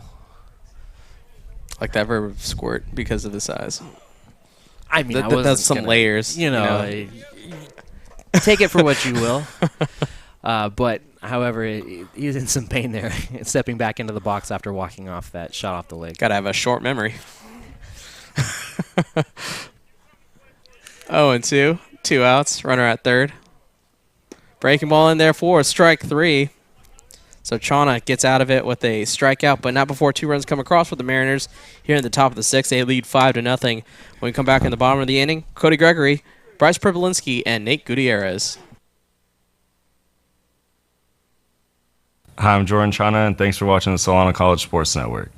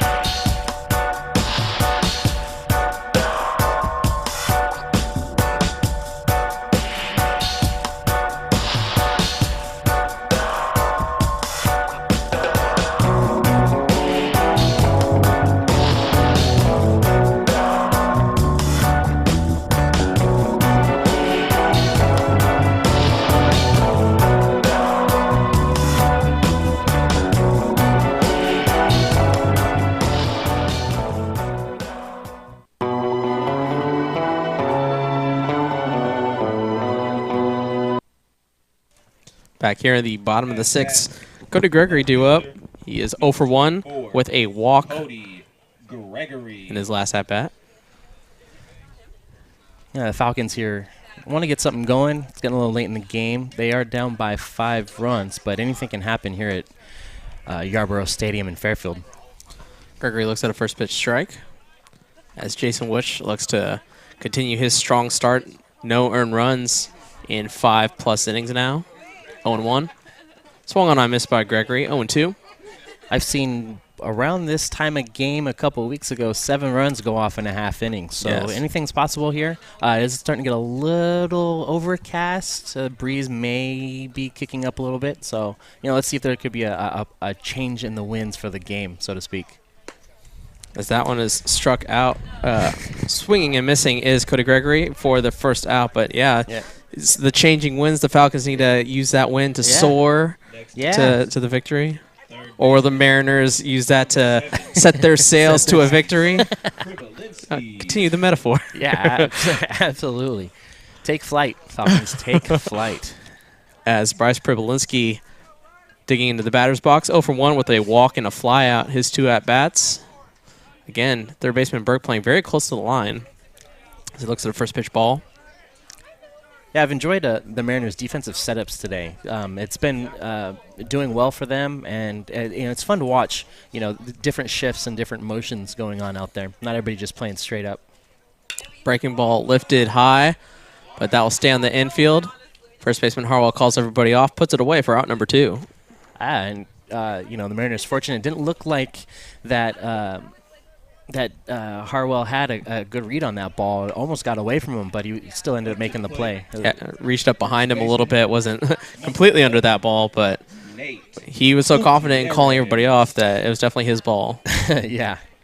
So I started to back up from here. So 2 quick outs for Witch and the Mariners as Gutierrez looks at that first pitch breaking ball low for a ball, 1-0. Yeah, good laying off that. Yeah, it's important here to be aggressive, but maybe not too aggressive. You don't want to take yourself out of the game, but you still want to try to get something going. That one lifted high again on the infield. Davison Fernandez, who's going to get it. Davis calls off Fernandez, puts it away. Out number 3. Quick inning of work for Jason Wutch as Falcons are retired 1-2-3 as we head to the top of the 7th. Munoz, Davis, and Maine due up. My name is Jared Denning. Thank you for watching the Solano College Sports Network.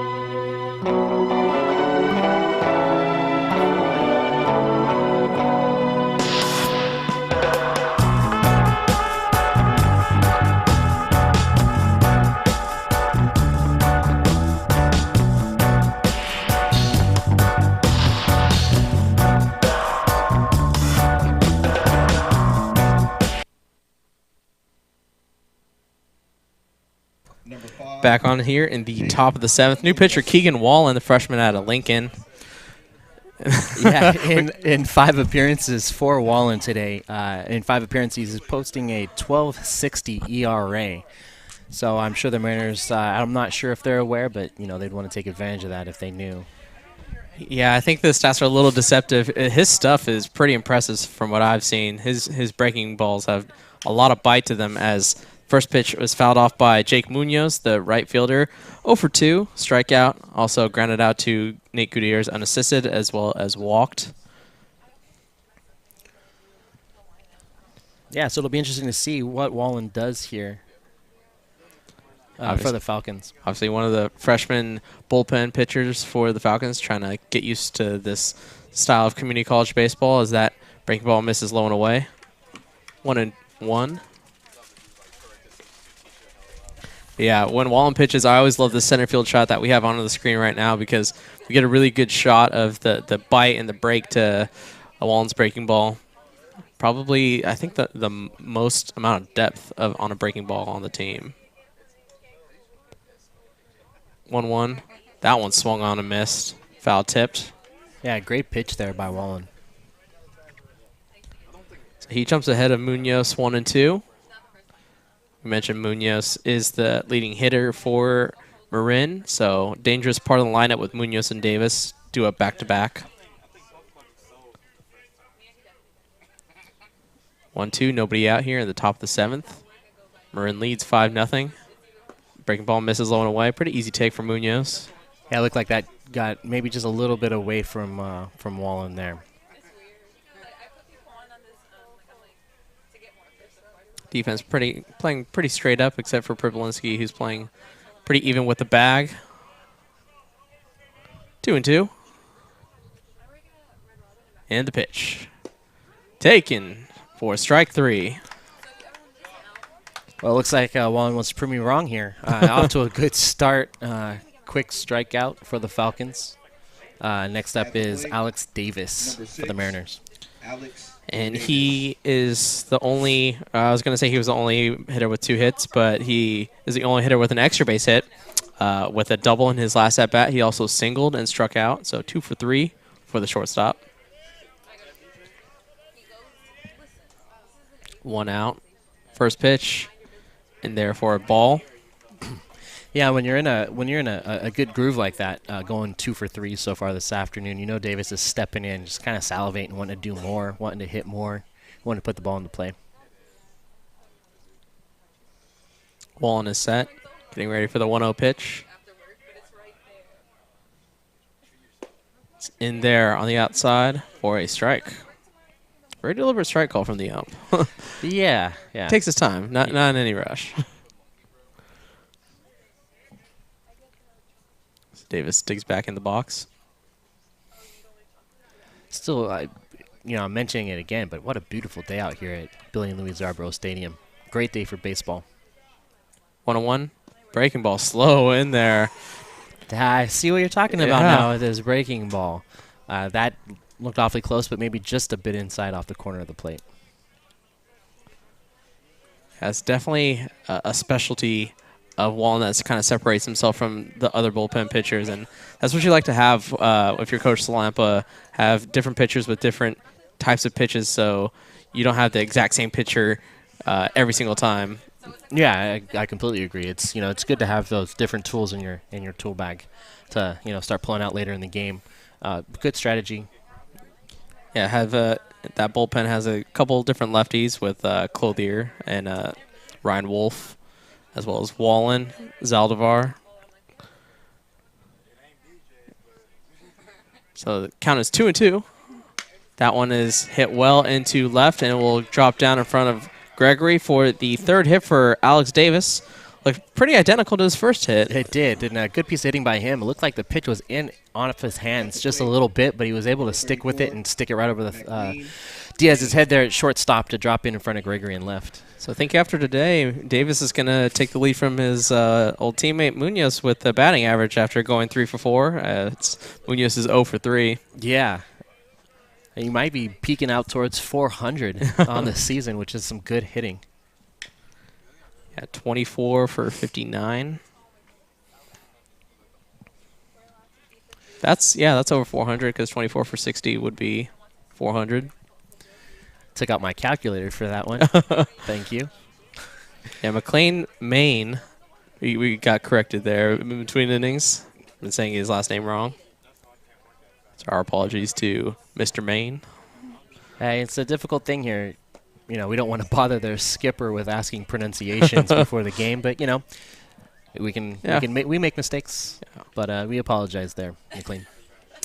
So 1-1 to the DH. He is 0 for 2 with a ground out to the pitcher and a strikeout. He also walked and stole a base. Runner at first in Davis. Wallen with a 1-1 pitch. That one laced foul. Yeah, that was a good shot foul. So you definitely have more experience watching Wallen pitch than I do. How is he with runners on? It seems to me his delivery might be a little slower compared to other pitchers. Yeah, I would say he's not the quickest to home, so it's going to put a little bit more pressure of Caravantes to be perfect with his exchange should Davis go. But that one's hit right back up the middle, past the glove of Corral, so that will put runners at first and second with 1 out. Yeah, just out of the outreach arm of Corral there at second. Unfortunate for the Falcons, but, you know, the Mariners, here they come back. One out, and it looks like they're getting a bit of a rally here in the top of the seventh. Adam Hussein, left fielder, 0 for 1 with a fly out and 2 walks, also 2 runs scored. Yeah, it'll be interesting to see, you know, if they're going to be swinging away, if maybe they're going to think about some bunts here, see what the Mariners decide to do. Yeah, up 5-0. It's difficult to I mean, imagine a bunt, but yeah, if definitely with 1 out, it is sound baseball strategy, but sometimes you don't want to show up the other team a little bit when you're up by 5. Yeah, that's true. But definitely some momentum on Marin's side here with 2 runners reaching base against Wallen. As there is some bullpen activity. A couple guys warming up down there as Wallen misses again, 2-0. And I think that's why Wallen has a little bit more of an inflated ERA. He has really good stuff, but sometimes some control issues creep their head, and that's not surprising for a freshman coming out of high school. And yeah, obviously these are 18-year-old kids, you know. Yeah, no, you don't expect them to. It's definitely an adjustment that you have to make, and you know, with experience, he does have some good pitches and some good stuff. Just in the short time I've been able to watch him here, so you know, I expect to see him grow, especially going into next year. Could be a really bright spot for Coach Salampin out of his bullpen. So that 2-0 pitch was in there for a strike, 2-1 to Adam Hussein. Pickoff throw, not in time. Yeah, it looked like it could have been a little bit behind Diaz. It was a good play by him there to keep that ball from going into center field. Yeah, especially with that runner at second and Davis kind of crossing in front of him. You lose the eyesight of the ball. You got to use those quick reflexes out there to make sure that ball doesn't go into center field. 2-1, 1 out. Hussein lifts that into center. Verrett's going to drift back. Davis not going to tag. Interesting. Yeah, good play there by Verrett. Showing, you know, battling the sun. It's peeking out again here. Yeah, that's it's been back and forth between an overcast and some sun, but right now Verrett had to battle the sun a little bit there. But he was able to for the second out. So that will bring up James Harwell, first baseman, singled with an RBI in the 4th, also singled and scored in the 6th. So 2 for 3 with a single, with 2 singles and an RBI, as well as 2 runs scored. Wallen with the pitch, low, 1-0. Yeah, see if the Falcons can get out of this inning with no damage. What looked like it could have been a big inning. They're kind of getting back into control of it. But Wallen needs to get in the strike zone here. Don't want to give up a hitter's count. 1-0 pitch taken low, 2-0. Yeah, good pitch there, but just missed, just a little low. Hey, you wouldn't want to give up a walk in this situation with 2 outs, 2 on. Yeah, especially with Dominic Burke. Last time in the 4th, he had that big 2 RBI single. So he's going to come up with confidence. That one grounded to Gutierrez just under the glove of the first baseman. 1 run will be waved home as Maine will advance to 3rd as Davis scores on that 2-out RBI single. Yeah, it looked like it was a kind of a difficult read there by Gutierrez, who was holding the runner on first, and with the runner passing in front of him, could have just obstructed his view just a little bit and allowed that ball to get by. And it looked like it did take a little bit of a high hop on him, too. The infield's drying off a little bit, the ball speeding up a little. So it looks like they're going to the bullpen. Going to bring in a lefty. Believe that's Ryan Wolf coming in. No. We'll try to get a good look at the number. I think that's Wolf. So Wallen, his afternoon is done after 2/3 of an inning. He has 1 earned run, and he is responsible for the 2 base runners as well. He is, but I can definitely see what you were saying earlier about he does have some good stuff. So, yeah, I'd look to him to improve as the season goes on, and especially going into a sophomore year next year. Yeah, as soon as he gets accustomed to this style of play and continues to hone his craft and get some more control. And get a good look at Ryan Wolf, the freshman, teammate out of Lincoln with Keegan Wallen, both freshmen out of Lincoln, 5'8", 205.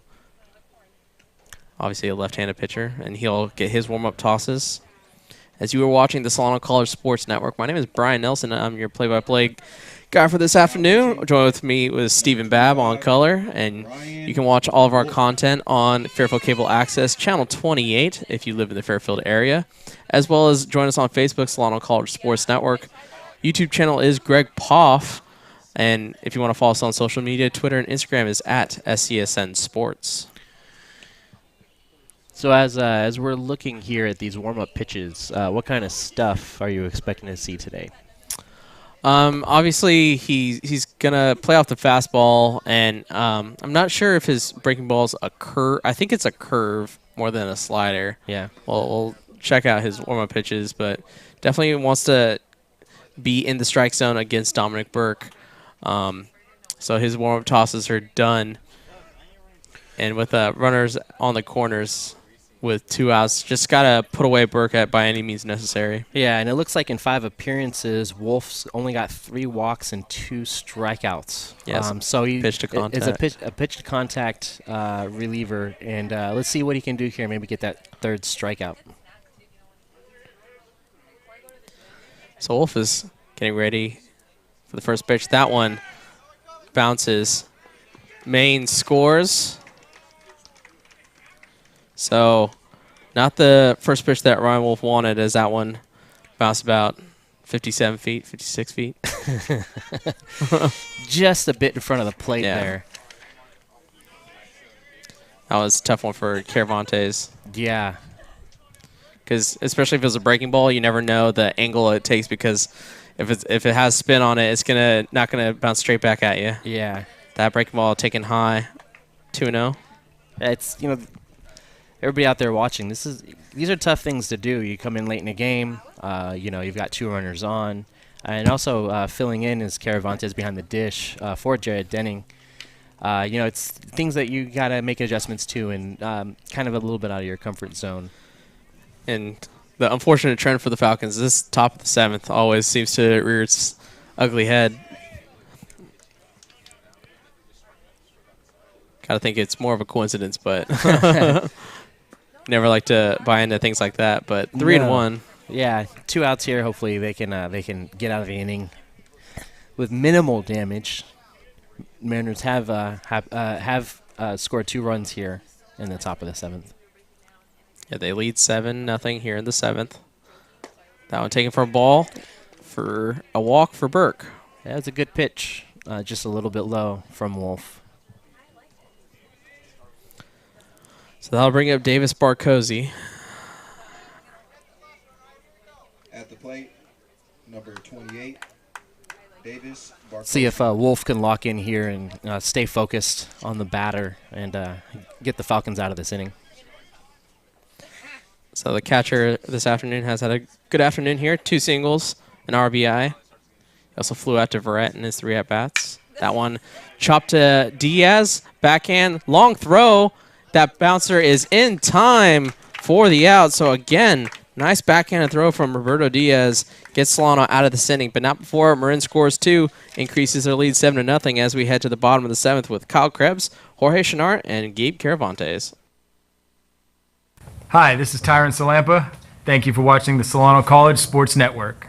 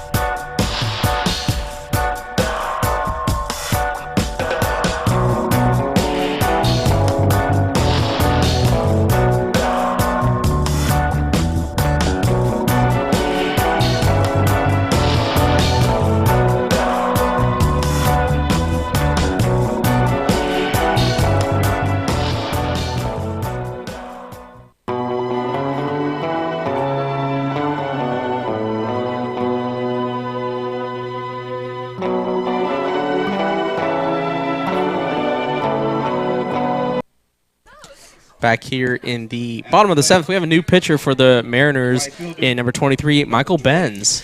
Yeah, Michael Benz, he's got a 3.88 ERA in 7 appearances, 8 1/3 innings pitched. He's allowed 13 hits, but 12 runs, 11 of those earned, but only 4 walks to 7 strikeouts, which is pretty good in 8 1/3 inning. So nearly a 1-to-1 strikeout ratio to innings pitch as Krebs, that was the first pitch off for a strike, 0-1. So this is a good opportunity for Benz in the 7-0 ball game.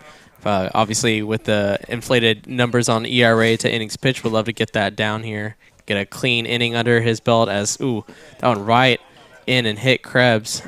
Don't believe he check swung, so you'll advance to first. Yeah, tough shot there taken by Krebs. Looked like he is wincing a bit in pain. I didn't quite see where it hit, if it was on his arm or in the ribs. Yeah, that's so. Head trainer Allison Albert out there with the medical team. It might have hit his inside forearm on his right arm. Oh, yeah, I believe you're right. That's what looks like. That's what they're checking out now. It's a tough spot to get hit. There's not a lot of flesh protection there. It's it's thin-skinned and the bone right there. Hopefully he's all right. Yeah, so he'll jog it off. Not really moving that right arm, as you can see on the main camera as he walks to first. So Krebs hit by a pitch, gets a runner on for the Falcons. Now up is Jorge Chenart. He's flown out to center field twice, 0 for 2. Yeah, it's not exactly the way you want to start a rally, but the Falcons will take it here in the bottom of the 7th, down by 7. Yeah, maybe he just needs some of that mystical spray that soccer has, They seem to just spray that mist and everything's good, right? Rub some dirt in it and keep it moving. Yeah. As Fairfield's trainers making their way off the field. Yeah, Chenart would love to get on track here as he's flown out a couple of times. We mentioned Diaz has been the co-leader in RBIs. Chenart is the man who also has 11 RBIs to lead the team as well. Yeah, his last at-bat, he was locked in, and I kind of see him to be that aggressive this time around. And he did make good contact, but unfortunately it was right at the Mariners center fielder, Merriwether. 0-1 pitch, hit the other way. Slow roller to Fernandez, tries to get Krebs at second, and he is out. But, Davis is slow to get up. Oh, and they're going to call the runner at first out as well, I believe. That's unfortunate. But he was in the base path. Krebs didn't go outside of the path to make any kind of contact. It looked like Davis just happened to land in front of the bag. Yeah, I think that was a result of just the feed he got from Fernandez. Yeah, it looked to be rushed by the second baseman and maybe not quite right on target. That's unfortunate. Yeah, Coach Salampa's actually going to talk to the umpire, I think exactly about what we were talking about, and that there wasn't anything really malicious about the Krebs slide. So yeah, I think he's wondering why Chenart is being called out as well. Yeah, I mean, it even looked like Krebs maybe even tried to stay down and get low. Yeah. To try to avoid any kind of incidental contact. But you don't want to see anybody hurt. Looks like Davis is still in a little bit of pain, but yeah, just kind of an unfortunate chain of events there for Solano. Yeah, and so there you get a good look at manager Tyron Salampa talking to the first base umpire, pleading his case, but it's to no avail. Tough break. You hope everybody's okay. We've seen Krebs get hit. You want to see Davis continue on, and hopefully he's okay too. But sometimes it's just the way the ball bounces. So Gabe Caravantes up 1 for 2, single and a strikeout. That one skied into center. Merriwether broke back, but now breaks in. Has enough speed to make up for it, and he puts it away for out number 3. So Solano cannot score here in the bottom of the 7th. We'll be back in the top of the 8th with Merriwether, Fernandez, and Munoz. Hey there, Bryce Pribolinski. Thanks for watching the Solano College Sports Network.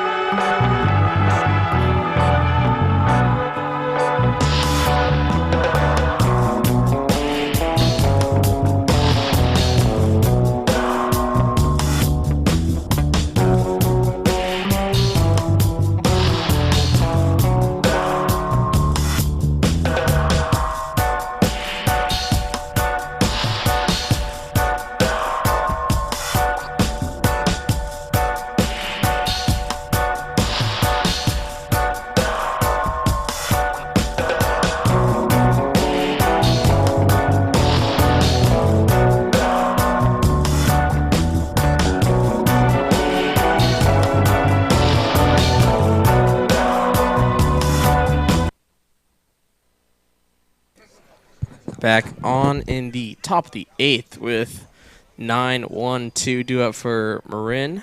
Christian Merriwether in his 4th at-bat, 0 for 3. A couple groundouts and a line-out. Takes the first pitch for a ball. Now Wolf back in, getting some work here late in the game for the Falcons. Yeah, no bullpen activity, so Wolf starting this inning out clean. Swung on and missed. Looks like maybe a changeup. Yeah, it was Merriweather's a bit out in front of that one. Good pitch by Wolf.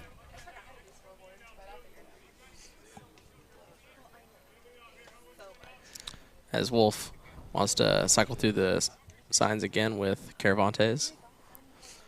1-1 is the count. Nobody out, nobody on. Marin leads 7-0 here in the 8th inning. It's good for young pitchers to get this kind of experience. You come in, there's traffic on the bases, and also instead of being pulled from the game, coming back out, starting an inning fresh.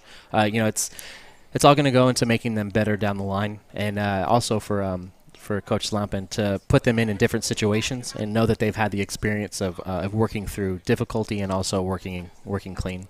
Yeah, that's the benefit of this week of non-conference conference games. So Yeah. they're playing conference foes, but it's not going to count against the conference record.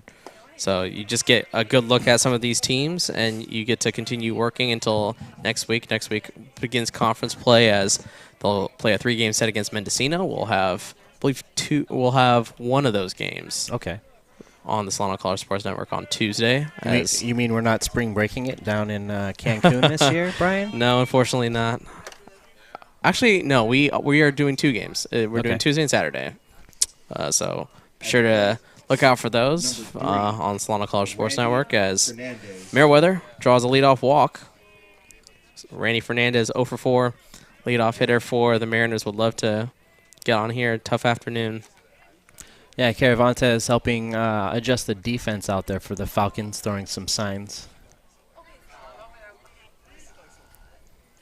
First pitch from Wolf. Taken outside for a ball. Yeah, it looks like Privlinsky is playing it on the grass again. Middle of the infield, though, playing regular depth.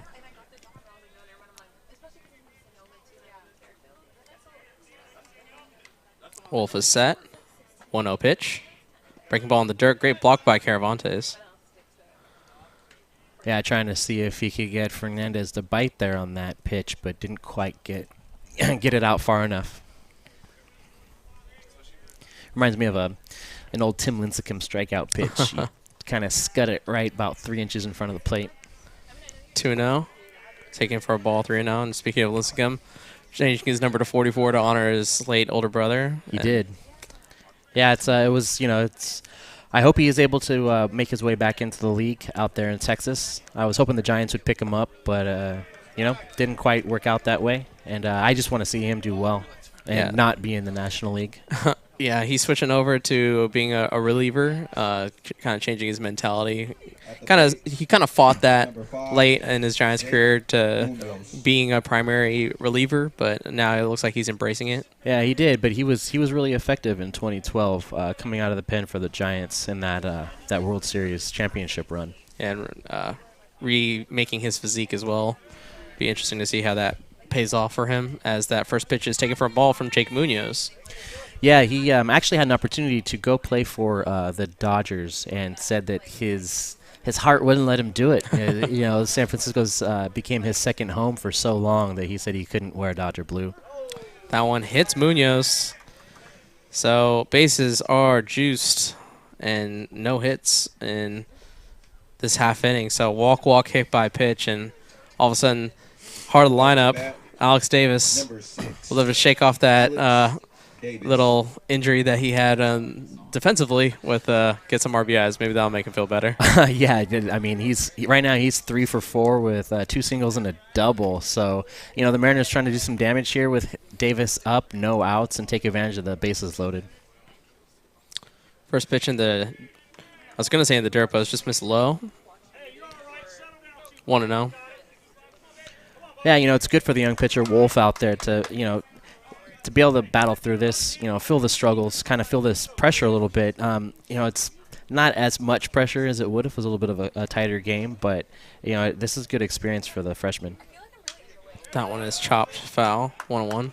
Well, when you're in your backyard and you're facing the other team's possibly the strongest hitter and the bases are loaded, you kind of want to, live for these kind of high adrenaline moments. So let's see what Wolf can do here with it. Yeah, use that adrenaline to your advantage, not let it get to your head and cause anxiety. You definitely want to use this pressure to execute your pitches as that one is lifted high into the outfield gap. It is going to get down right between Gregory and Verrett. So 1 run will score, 2 runs will score, 3 runs will score as the bases are cleared on that double from Alex Davis. Yeah, that actually works out the way my buddies used to have it work out for them in the backyard as a kid. And I was pitching. It happens. You just kind of do what you can. Looks like their runner got held up on third. So now we've got runners on second and third. No, I think that's just the third base coach. Oh, I'm sorry. I don't know why he was standing on the back. He's just living vicariously. Vicariously. My mistake. Wants to just be out there. That is a pretty good beard for a college kid. Yeah, right. I mean, if you look at Maine, yeah, he might outbeard his coach there. As pitching change will occur as Ryan Wolf will be pulled. Didn't retire a batter here in this half inning, so a third of an inning for Ryan Wolf as he got out of that 7th, but couldn't retire Mariner here as it looks like Nick Rodriguez is your new pitcher.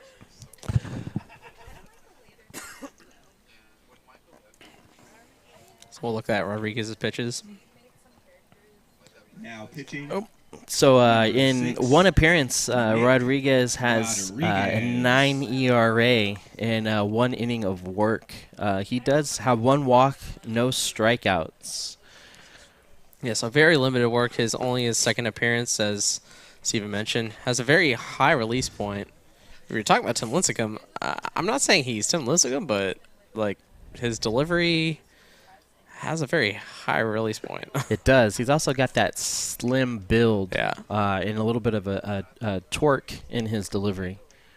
I like watching that. It's interesting to see different styles of pitchers, especially late in the game coming out of the pen, because it keeps the other team kind of on their toes, not really sure, what they're gonna see when they step into the box. And that high release point's definitely. He's going to talk to Caravantes during his warm-up pitches. So just remind everybody, we are here at Billy and Louise Yarborough Stadium. Marin is up 10-0 here against the Solano Falcons on the Solano College Sports Network. My name is Brian Nelson, joined with Stephen Babb. I'd like to thank everybody for watching as Nick Rodriguez is set to battle against McLean, Maine. He singled his last at-bat. He is 1 for 3 with a strikeout. 2 runs scored. Runner at second. See if Rodriguez here can get the first out for the Falcons here in the 8th. That one misses low. 1-0. Yeah, it's important for pitchers with a high release like that to keep the ball down in the zone, because as soon as it starts to creep up, you can really get into some trouble with that high release point. Especially to a left-handed hitter. You don't want to leave that in. That one lifted high to the opposite field. Cody Gregory is underneath it. Puts it away for out number 1. Yeah, that could have been one of those mistake pitches that did see its way creep up into the zone, but fortunately for Solano, Maine wasn't able to square it up very well, and it did drift out into left. You see Adam Hussein 0 for 2, 2 flyouts, 2 walks, also 2 runs scored. Look to drive home the runner at second. 1 out. That one in there for a strike.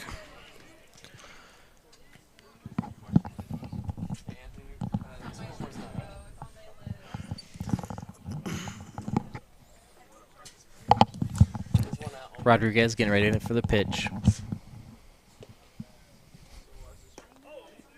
That breaking ball in there for a strike. 0-2. Had a good angle on that pitch. That was kind of a nice watch the bottom drop out of that pitch. Yeah, 12-6 curve it looked like, especially from that release point. Yeah. First look at that breaking ball. It's a great way to use that, too, in a at-bat, is to sneak it in there for a strike, too. That one misses outside and low. 1-2. So he jumps ahead in the count. trying to put away Hussein here for out number 2. Yeah, I've been impressed with Marin's hitting today. You know, it's no wonder that up and down their lineup, they've got, you know, some pretty good averages, and you know, they're definitely showing it here today.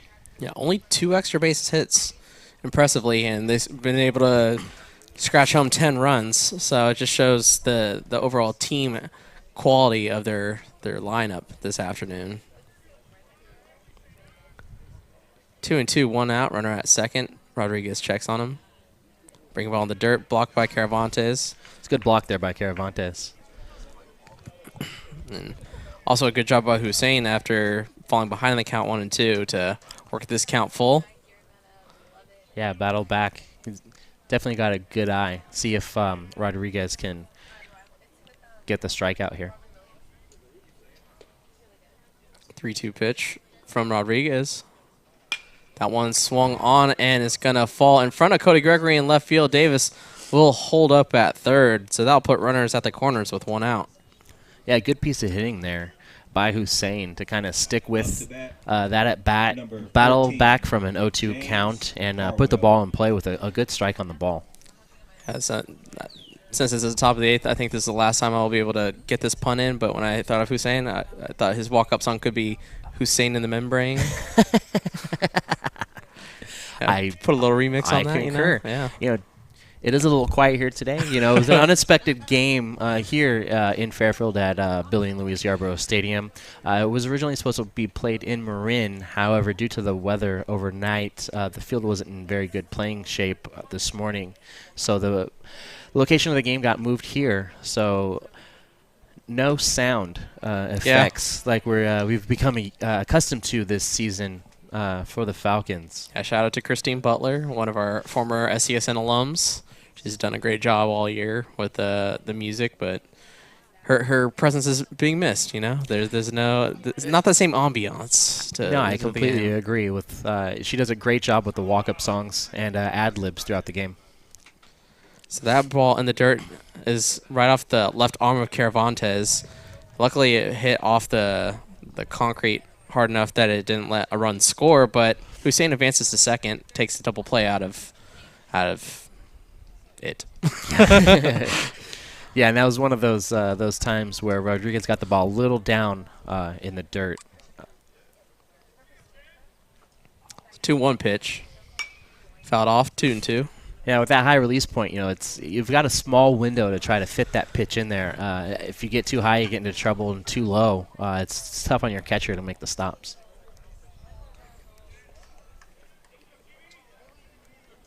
And so James Harwell will look to get his 4th hit as he is 3 for 4, 3 singles, 2 RBIs. Tough hitter for Rodriguez to retire as he's had a nice afternoon. 2-2. That one taken high and away. Full count.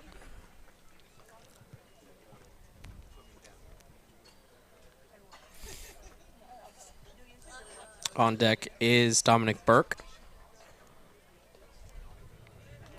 Runners at second and third, 1 out. Full count. Rodriguez with the pitch. Hit right past Corral in right field. Davis will score. Harwell his 4th single and his 3rd RBI. Yeah, that ball looked like it got up in the zone just a little bit, and Harwell was able to put a good swing on it and find that gap between first and second. So that brings up Dominic Burke. 1 for 3 with a single, 2 RBIs, also a walk. He's also struck out and grounded out. That one high. Good job by Caravantes to catch that one clean. 11-0 is your score here at the top of the 8th. It's like a defensive lineup pretty straight up for the Falcons. That one hit sharply past Diaz. That will score another run. Wide turnover at second by Harwell. He'll ease back into second as 12-0 is your score as the 5th run has come across for Marin. Yeah, the Falcons struggling here to get these outs on the top of the 8th. But now they've got a force at third. So let's see if they can take advantage of that in maybe turn 2 here in the top of the 8th. Yeah, if you're Coach Salampa, you don't want to use too many more bullpen arms, as there is a game on Saturday here. So every arm you use, that's another one that maybe goes out of your arsenal in your next game. Yeah, and as I mentioned before with Wolf, you gotta get these young pitchers the experience and just have them fight and battle through.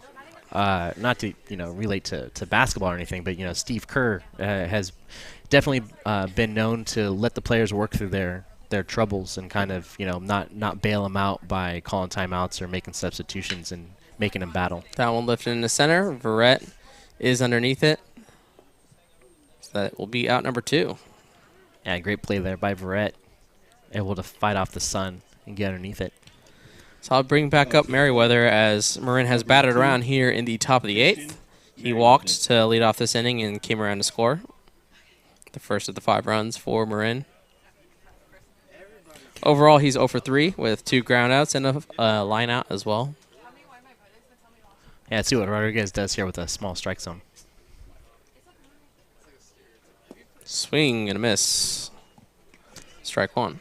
Doing well so far. Yeah. It's a great pitch. Yeah, it looked like a changeup. Yeah. As Merriwether was way out in front of that one. Yeah, and good location, too. It looked like on the outside half of the plate.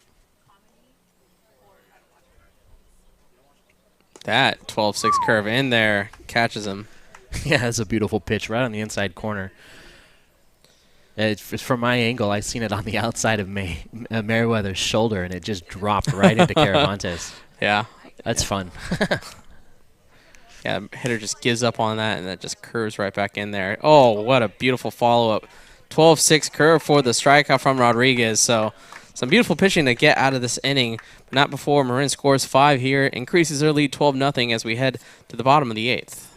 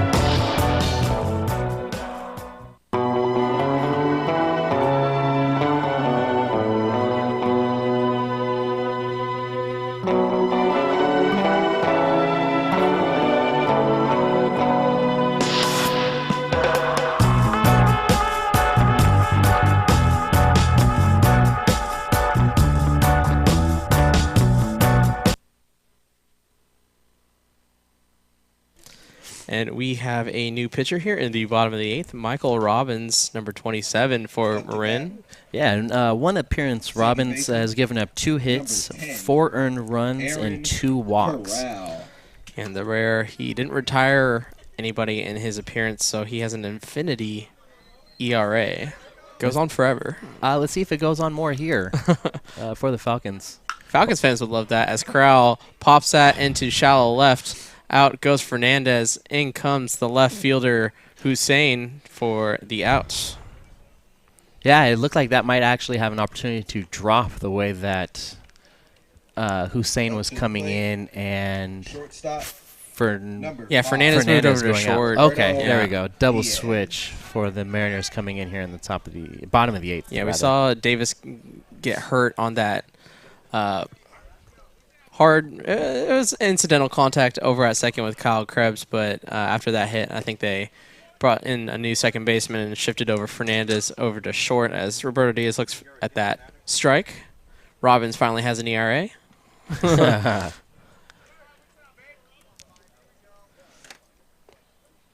As a shortstop, Diaz looks at that next pitch in there for a strike. 0-2. Starting to run out of time here for the Falcons, but, not losing hope yet to put some runs on the board.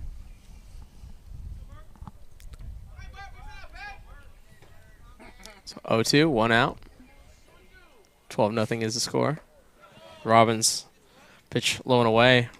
You mentioned the Falcons have a game coming up on Saturday, which unfortunately we won't be covering. Our services will be used in Vallejo at an MMA fight. Yeah, Bay Area Combat. We are covering their latest event. 15 fights on the card, 2 title fights. So it'll be exciting. That broadcast will be posted on Sunday. As Diaz takes a walk. But yeah, back to the fight. It's located in Vallejo. It'll be held in Vallejo at the Solano County Fairgrounds. Doors open at 5 this Saturday, March 10th. And like you mentioned, 15 fights, 2 title fights. And I had the opportunity to sit down and chat with Steve Barnett, the promoter for Bay Area Combat last week. And he's definitely excited about these matches. And seems he puts a lot of thought and definitely a lot of work into these fights. Yeah, absolutely, and he's a crowd's promoter. Like he has the crowd in mind when he puts these fights together. He's looking for entertaining, interesting matchups, and with 15 of them, there's bound to be some excitement. As Verrett looks at that pitch for a strike, as a count 1-1. Yeah, and I was, we had the opportunity as a class to ask him some questions last week, and one question was asked about how he matches fighters up with each other, and he likes to kind of mix it up a bit, and like you said, definitely has the crowd in mind as this pop out. Yep, to the catcher Barcosi for out number 2. So yeah, if you're not doing anything this Saturday, it's definitely a great time out, and should be some really good fights on Saturday at the fairgrounds. Anthony Beal will be fighting Freddie Rodriguez for the 155 Bay Area Combat title belt, as well as the main event will be Joseph Cropshot will be facing Noah Christie for the 185 Bay Area Combat title. And that should be a really good fight there. That one taken high by Gregory for a ball 1-0. Yeah, both fighters in that main event undefeated. Cropshot 4-0. Noah Christie 3-0 out of Southern California. He's coming up to the Bay Area for this fight specifically. 1-0 to Gregory. That one popped on the infield. It's actually going to drift in foul territory. Third baseman goes back into fair territory. Burke puts it away for out number 3. So that will do it for us here in the bottom of the 8th. 12-0 is your score. When we come back in the top of the 9th, we will have the top of the lineup for Marin, Fernandez, Munoz, and a pinch hitter for Davis.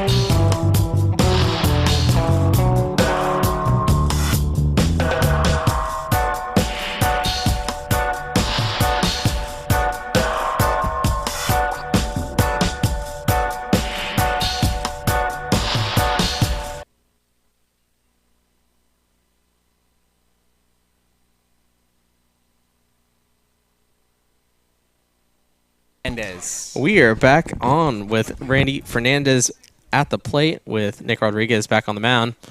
Fernandez lifts that into right center field. Both Krebs and Verrett are over, and Krebs puts away for out number 1. And we are joined in the broadcast booth for the first time, long time, Dylan Collins. Oh, wait. Gotta unmute you, Dylan. All right. Hey, how's it going today, guys? Welcome into the booth, Dylan. Yeah, just got to get a little bit of a change of view, from the PA box, how to come out and get in the broadcasting booth, come back with my guys. Got to get in the feel of things on this wonderful day for baseball. Sun's still out, not too cloudy, and we got a good game in front of us today. It's a good evening and a good night, right, yes, Dylan? You already know how that goes. Yes, sir. It's a strike from to Jake Munoz. Munoz on the afternoon. He is 0 for 3, 2 strikeouts, a walk and a hit by pitch. He also scored once. So Rodriguez 0-1, 1 out. Swung on a miss by Munoz, 0-2. Yeah, great pitch there by Rodriguez. Inside part of the plate, down low. So Dylan, you are the PA announcer for many of our sports here at Solano. How do you like that gig so far? It's been very, very good to me. Got to see a lot of new people meet. Well, like I said, meet a lot of new people, see a lot of new things. Did the PA for baseball this past season, baseball this season currently, and I believe I'm going to also do the PA for softball as well. Yeah. So a little change of pace and, the ladies' sports, but, I'm excited to do them all, so excited for that in the rest of the season. Yeah, get that good experience in. 1-2 count. Curveball misses, 2-2. And for softball, they give you a little bit more liberty to make up some creative nicknames as well. How fun is that that's your forte, coming up with your AKAs? Oh, yeah, I'm a master of nicknames. I'm a man of many names myself. So over during softball, they give me a little more leeway, with nicknames and announcing adjustments. I could be a little more creative. That ball in foul territory put away by Roberto Diaz for out number 2. Yeah, long distance to cover from Diaz there, but made a great play in foul territory in deep left field. Yeah, Brian Nelson here with Stephen Babb and Dylan Collins, a.k.a. Francois Dillinger, a.k.a. what else, Dylan? A.k.a. The Flash, a.k.a. The Educated Exception, also known as Mr. Professional. So, got a couple names under my belt that I got to hold up the reputation to. Hashtag goals. So Will Langen is the pinch hitter for Alex Davis. That one foul tipped into the glove of Caravantes, 0-1. Langen is batting .286, only 2 hits and 7 at-bats, so not a huge sample size, but able to produce a little bit. No extra base hits in those 2 hits. That one grounded right past Prebelinski, past Diaz as well, so he gets his 3rd hit and his first at-bat of this game, 3rd hit on the season. Yeah, this is my first time this season seeing Rodriguez on the mound. He looks very comfortable up there and pretty confident, so let's see how he maintains that composure through the rest of the inning. Yeah, it's a different approach. So you got to love that when you step out of the PA booth, that's when they bring in all these pinch hitters.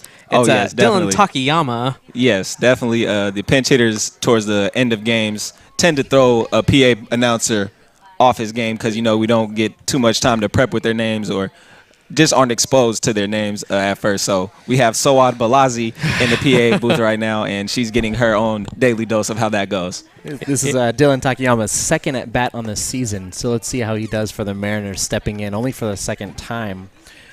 His previous at-bat, he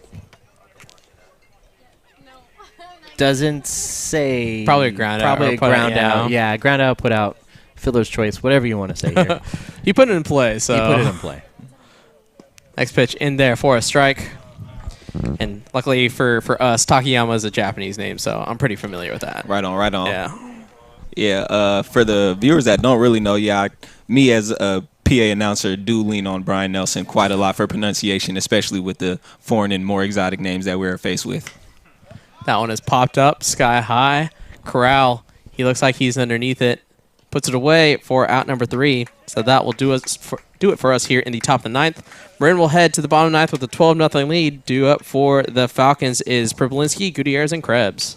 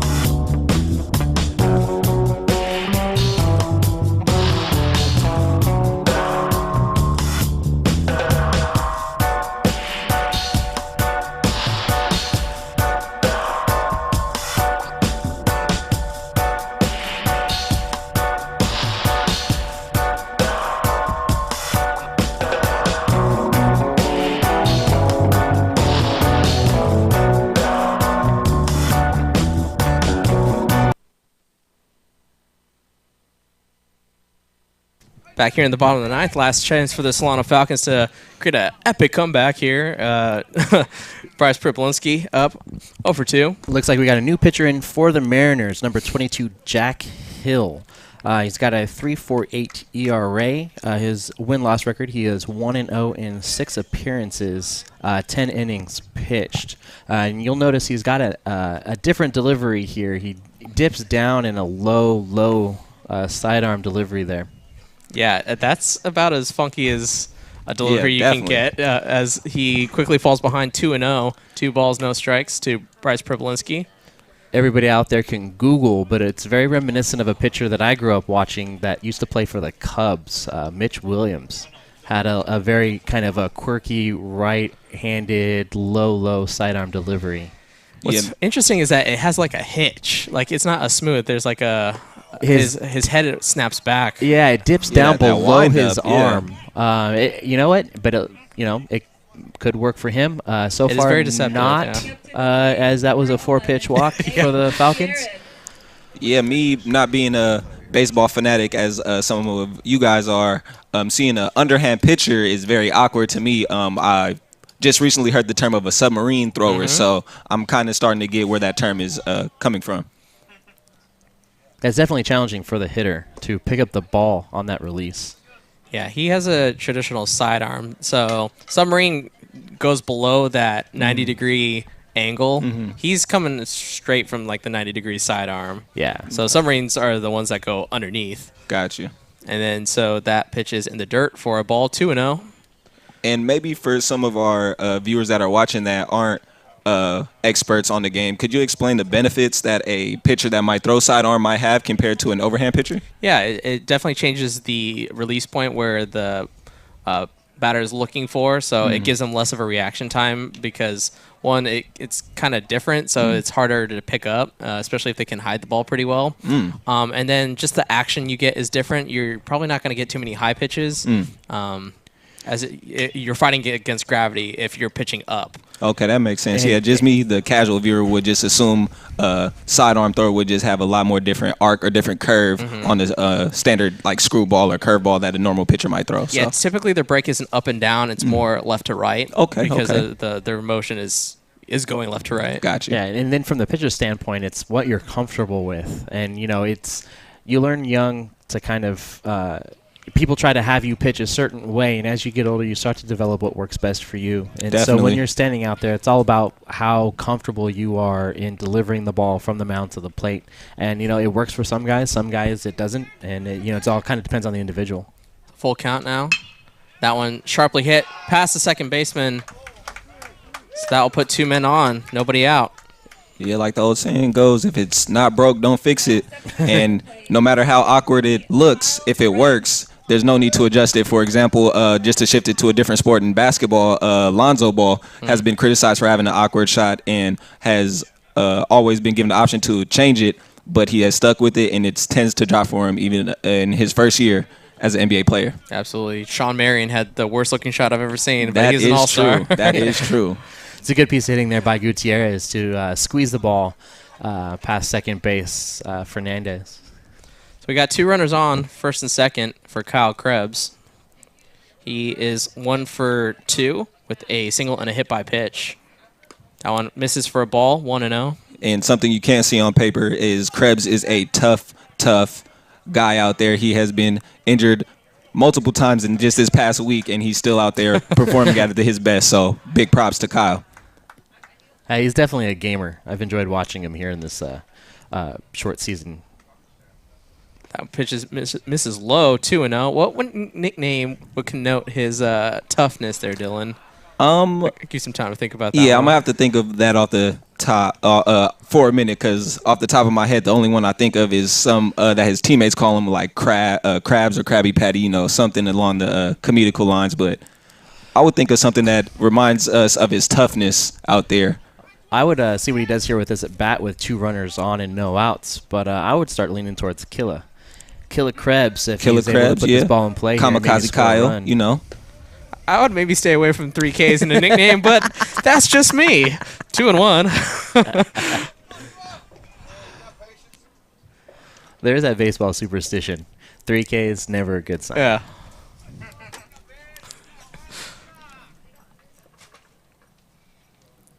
So 2-1 is the count to Kyle Krebs. Privilinski on at second. Gutierrez at first. That breaking ball's in there for a strike. Looks like he'll still settle down a bit here after the 4-pitch walk to start the inning. He's getting the ball out over the plate, and yeah, he's definitely making his pitches right now. Yeah, looking a little bit more comfortable out of the stretch, maybe less movement in the stretch to kind of tone down some of the wildness. As 2-2 is the count. That one chopped by Krebs. It fouls off of his leg. So he's going to get a nice bruise on his leg to go with the one on his right arm. Yeah, as you see him slowly heading over back to home plate. He keeps this up, we're going to call him Kaiser Krebs. Yeah, definitely, most definitely. As we see Coach Tyron coming to make sure his player's okay to stay in and keep going. There goes the toughness that you were mentioning earlier as he steps back into the box. 2-2. Pitch misses low. 3-2. Good eye by Kyle. Yeah, you see Bryce out there on second, hesitant to head to third. Yeah, nobody out. 12-run ball game. You definitely want to don't give yourself up when you don't need to. Definitely. And it's kind of challenging also from second base with the sun getting lower to see where that ball is gone once it gets past the catcher. Yeah, pretty quick ball game, under 3 hours. Knock on wood. That one misses low, so bases are loaded after a leadoff walk, followed by a single by Nick Gutierrez, and now a walk by Krebs. Bases juiced for Jorge Chenart. Yeah, let's see what Chenart can do here. I know he's been pretty locked in all game, and I know he wants to get something going. You can tell just by the look in his eye. He'd like to get the ball in play, maybe score a few runs here for the Falcons. And, yeah, when I was in the PA box along with one of the other players that's not playing in the game for Solano, number 19, Cameron Michael, we were talking about, or I should say he was filling me in on some of the stances that the players use when they are up to bat. For example, I notice how Jorge tends to lean towards more left field when he steps up to home plate, and Cameron did a wonderful job of explaining why he did that. All right, let's pop quiz you. What's that called? Yeah, failed that test right there. So, so something's open. Oh, I just said it. There you go. There you go. An open stance. Yeah, an open stance, yeah. I looked on the cheat sheet right there. Coming in late. And so what's the inverse of that? Do you know? Like if his lead foot, his left foot is facing more towards right field, that's called a inside stance. Closed. There you go. Yeah, I was gonna say something about opposite field hitting, but I just hear that term a lot, so I was just gonna throw it in there to sound smart. No, Chenart does a really good job of opposite field hitting. Okay, right on. We've seen him clear the bases on a triple in the past broadcast. That's attributed to his 11 RBIs on the season. And we saw in his first at-bat, they really shaded him towards to push towards that right center field, but here, playing him pretty much straight up. Yeah, if anything, center field's a little bit shaded to the left. Maybe seeing if he might try to pull the ball here. That ball misses, so an RBI walk. So you get an RBI for free. Breaks up that tie with Roberto Diaz for the lead on the team. And that is the first run of the ball game. Privilinski for the Falcons. Looks like the Mariners are going to make a pitching change here. So we'll see who the new pitcher for the Mariners will be. Yeah, most of the pitchers who have taken them out for the Mariners have performed very well this afternoon.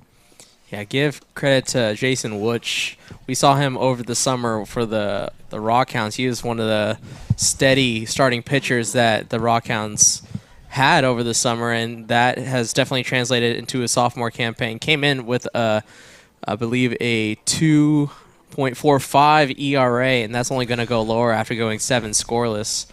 And so we have a new pitcher, number 13.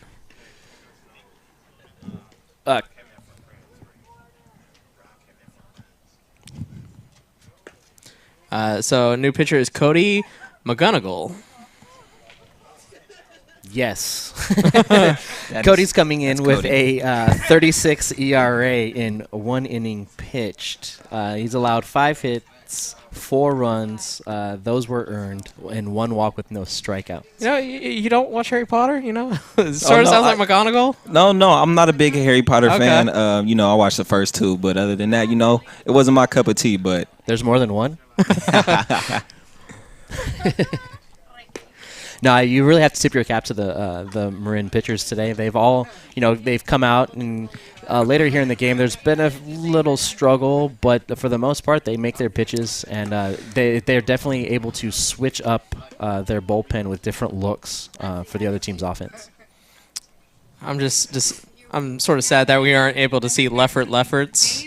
That's an awesome name. That is. To be named twice. yes.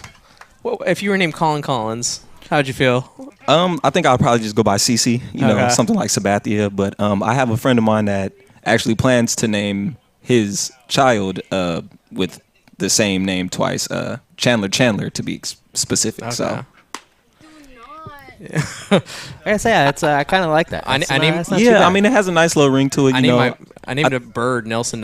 That but that could I'm not work. gonna That's a name my bird, child that. exactly. Yeah. Certain names it works. Colin Collins. I could see that happening in a lifetime. But Chandler does have a nice little zip to it. Call him Cha-Cha. That that exactly for sure. Got to make sure you have a good nickname. And every time they do the electric slide, You dig. Cha-Cha. So Gabe Caravantes, 2-0 count. And welcome back to Bully and Yeah, Louis Yarborough Stadium. Caravantes in 2-0 is a count. Things we talk about when Dylan's back in the booth, Oh yeah, you already know. Got to bring back some of that old school flavor that we've been missing in the broadcasting booth. 2-1 count as Caravantes in there for a strike. So I knew a kid growing up. His name was he was Vietnamese. His name was Win Win. Oh no way! That's awesome. That is awesome.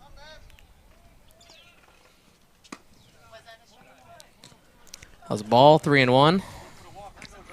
And we could tell that, the game's starting away as the umpire behind home plate has become a lot less charismatic as the day has waned on. In the first couple innings, he was very, very animated out there. But towards the ninth, seems like the day's getting to him as well. That one taken for a ball. So coming in out of the bullpen, McGonigal walks in another run. Second run of the ball game for the Falcons as Gutierrez crosses home plate. And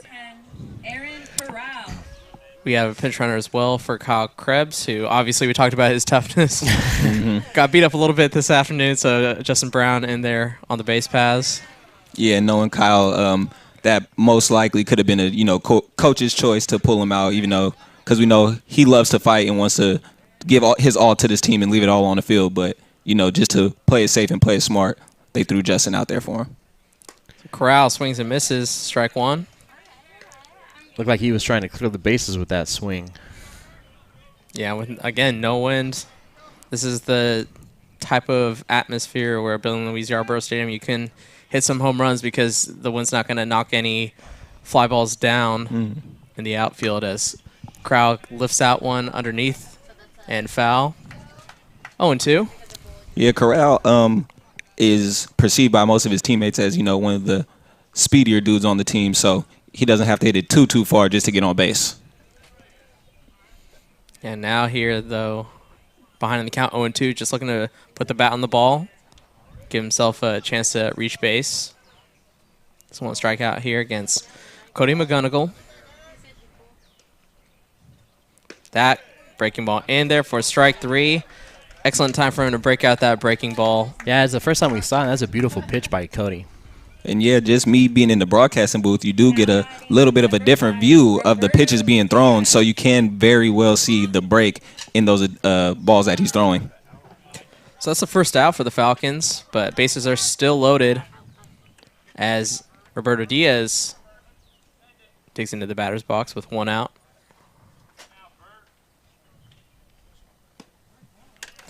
First pitch strike.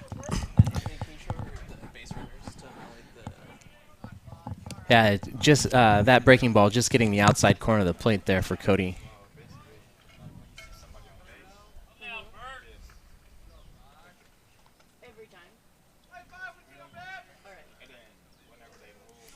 as Cody steps off. So Roberto will do the same, reset. Yeah, and another thing in the PA box that me and Cameron were also talking about was how close batters like to stand towards home plate. Like me being, not too educated on baseball and right stances and techniques to use, Cameron did fill me in on why batters do stand a little bit closer to the plate as opposed to further away. And why is that? Just to get a better feel, kind of get up on the box, get over the plate, stuff like that. And then for some hitters, they can read pitches better by standing a little closer to the plate and, put a little bit of pressure more on the umpire. Yeah, it gives you a good eye on the ball out of the release, and also it allows you to reach out over the plate and maybe. That one stung to the first base side. He'll take a sure out for a run as Diaz gets an RBI on the ground out. But it also allows you to extend your arms to reach out over the outside part of the plate to, put the bat on the ball, kind of square up pitches a little bit better. The closer you stand, the farther away you stand, the less coverage you have on the outside of the plate. Yeah, and I always echo this to baseball players. When I say if I were to play baseball, I feel like I would be a batter who would chase a lot of pitches. So I would assume that I would take the stance of standing closer to the plate because me knowing that I feel confident in going to chase and get a pitch, I would believe in myself more with chasing and actually creating contact with bad balls. So here Verrett digs in the batter's box, 2 outs, runners at second and third. That bringing ball in there for a strike. Verrett with that open stance. Talk about different stances. That left foot is pointed towards that left field side. See if the Falcons can get the ball out of the infield and maybe score a couple runs here. 0-1 pitch from McGonigal. Swung on and missed. 0-2. Yeah, Verrett definitely being aggressive here, trying to get something. Keep the line moving and get some more runs in for the Falcons. So 1 strike away from Mariners' victory, but Verrett will look to extend this game with 2 runners on. Second and third, 2 outs. The 0-2 pitch in the dirt. Nice block there from Barcosi. And Verrett, playing center field is very familiar with the warning track, fielding a lot of balls out there, but has yet to take one over the fence this season so far. Yeah, he's your prototypical leadoff hitter. Definitely hits more for average and for speed. Mm-hmm. We'll see if maybe with a 1-2 pitch tries to put all his might into this one. That one stung hard to the shortstop. Fernandez is down on it. Throws out the speedy Verrett for out number 3. So that'll do it for us here at Billy and Louise Yarborough Stadium. The Marin Mariners will win this game by a final score of 12-3. And so, Steven, what was your final thoughts on this game? I think the Falcons came out and did a good job early. They, kind of found the pitching groove. They got off to a good start in just the middle of the game, which kind of seems to be a theme of this season so far. Things a little bit out of hand, and the Mariners gotta really give them a shout out because they took advantage of not a lot of mistakes by Solano today, but they were able to kind of capitalize on what was made and really score a bunch of runs today. And Dylan, obviously you were only in the booth for the last inning, but you saw the entire game over some of your observations. Just some of my basic observations of the game of both teams pitching. Like we all have echoed, Marin did a wonderful job pitching today with all their pitchers, and unfortunately Solano didn't do as well, so it showed up on the scoreboard. But Solano was very adamant. Not too many errors on their part. That means they're very disciplined and executed well, even though they didn't come out with the numbers on the scoreboard this afternoon. And what I also enjoy to see from Solano is they never give up. They're fighting all the way to the last out. It doesn't matter what the score is, and to see Coach Slump and get the young relievers out there and get some experience. I think it shows really well. It's the Krebs effect, man. It's the Krebs effect. That toughness is just contagious with the whole team. And, like you said, he's a fighter. They're all fighters. So hopefully next week they can come out here and pull out a win for Solano. Speaking of next week, our next broadcast will be against Mendocino on Tuesday. The next game for Solano is on Saturday against Los Medanos. We will not be covering that, but join us next week when we do cover the Mendocino series on Tuesday. So that will do it for us here at the Solano College Sports Network. My name is Brian Nelson, joined with Stephen Babb and Dylan Collins. We'd like to thank you for watching.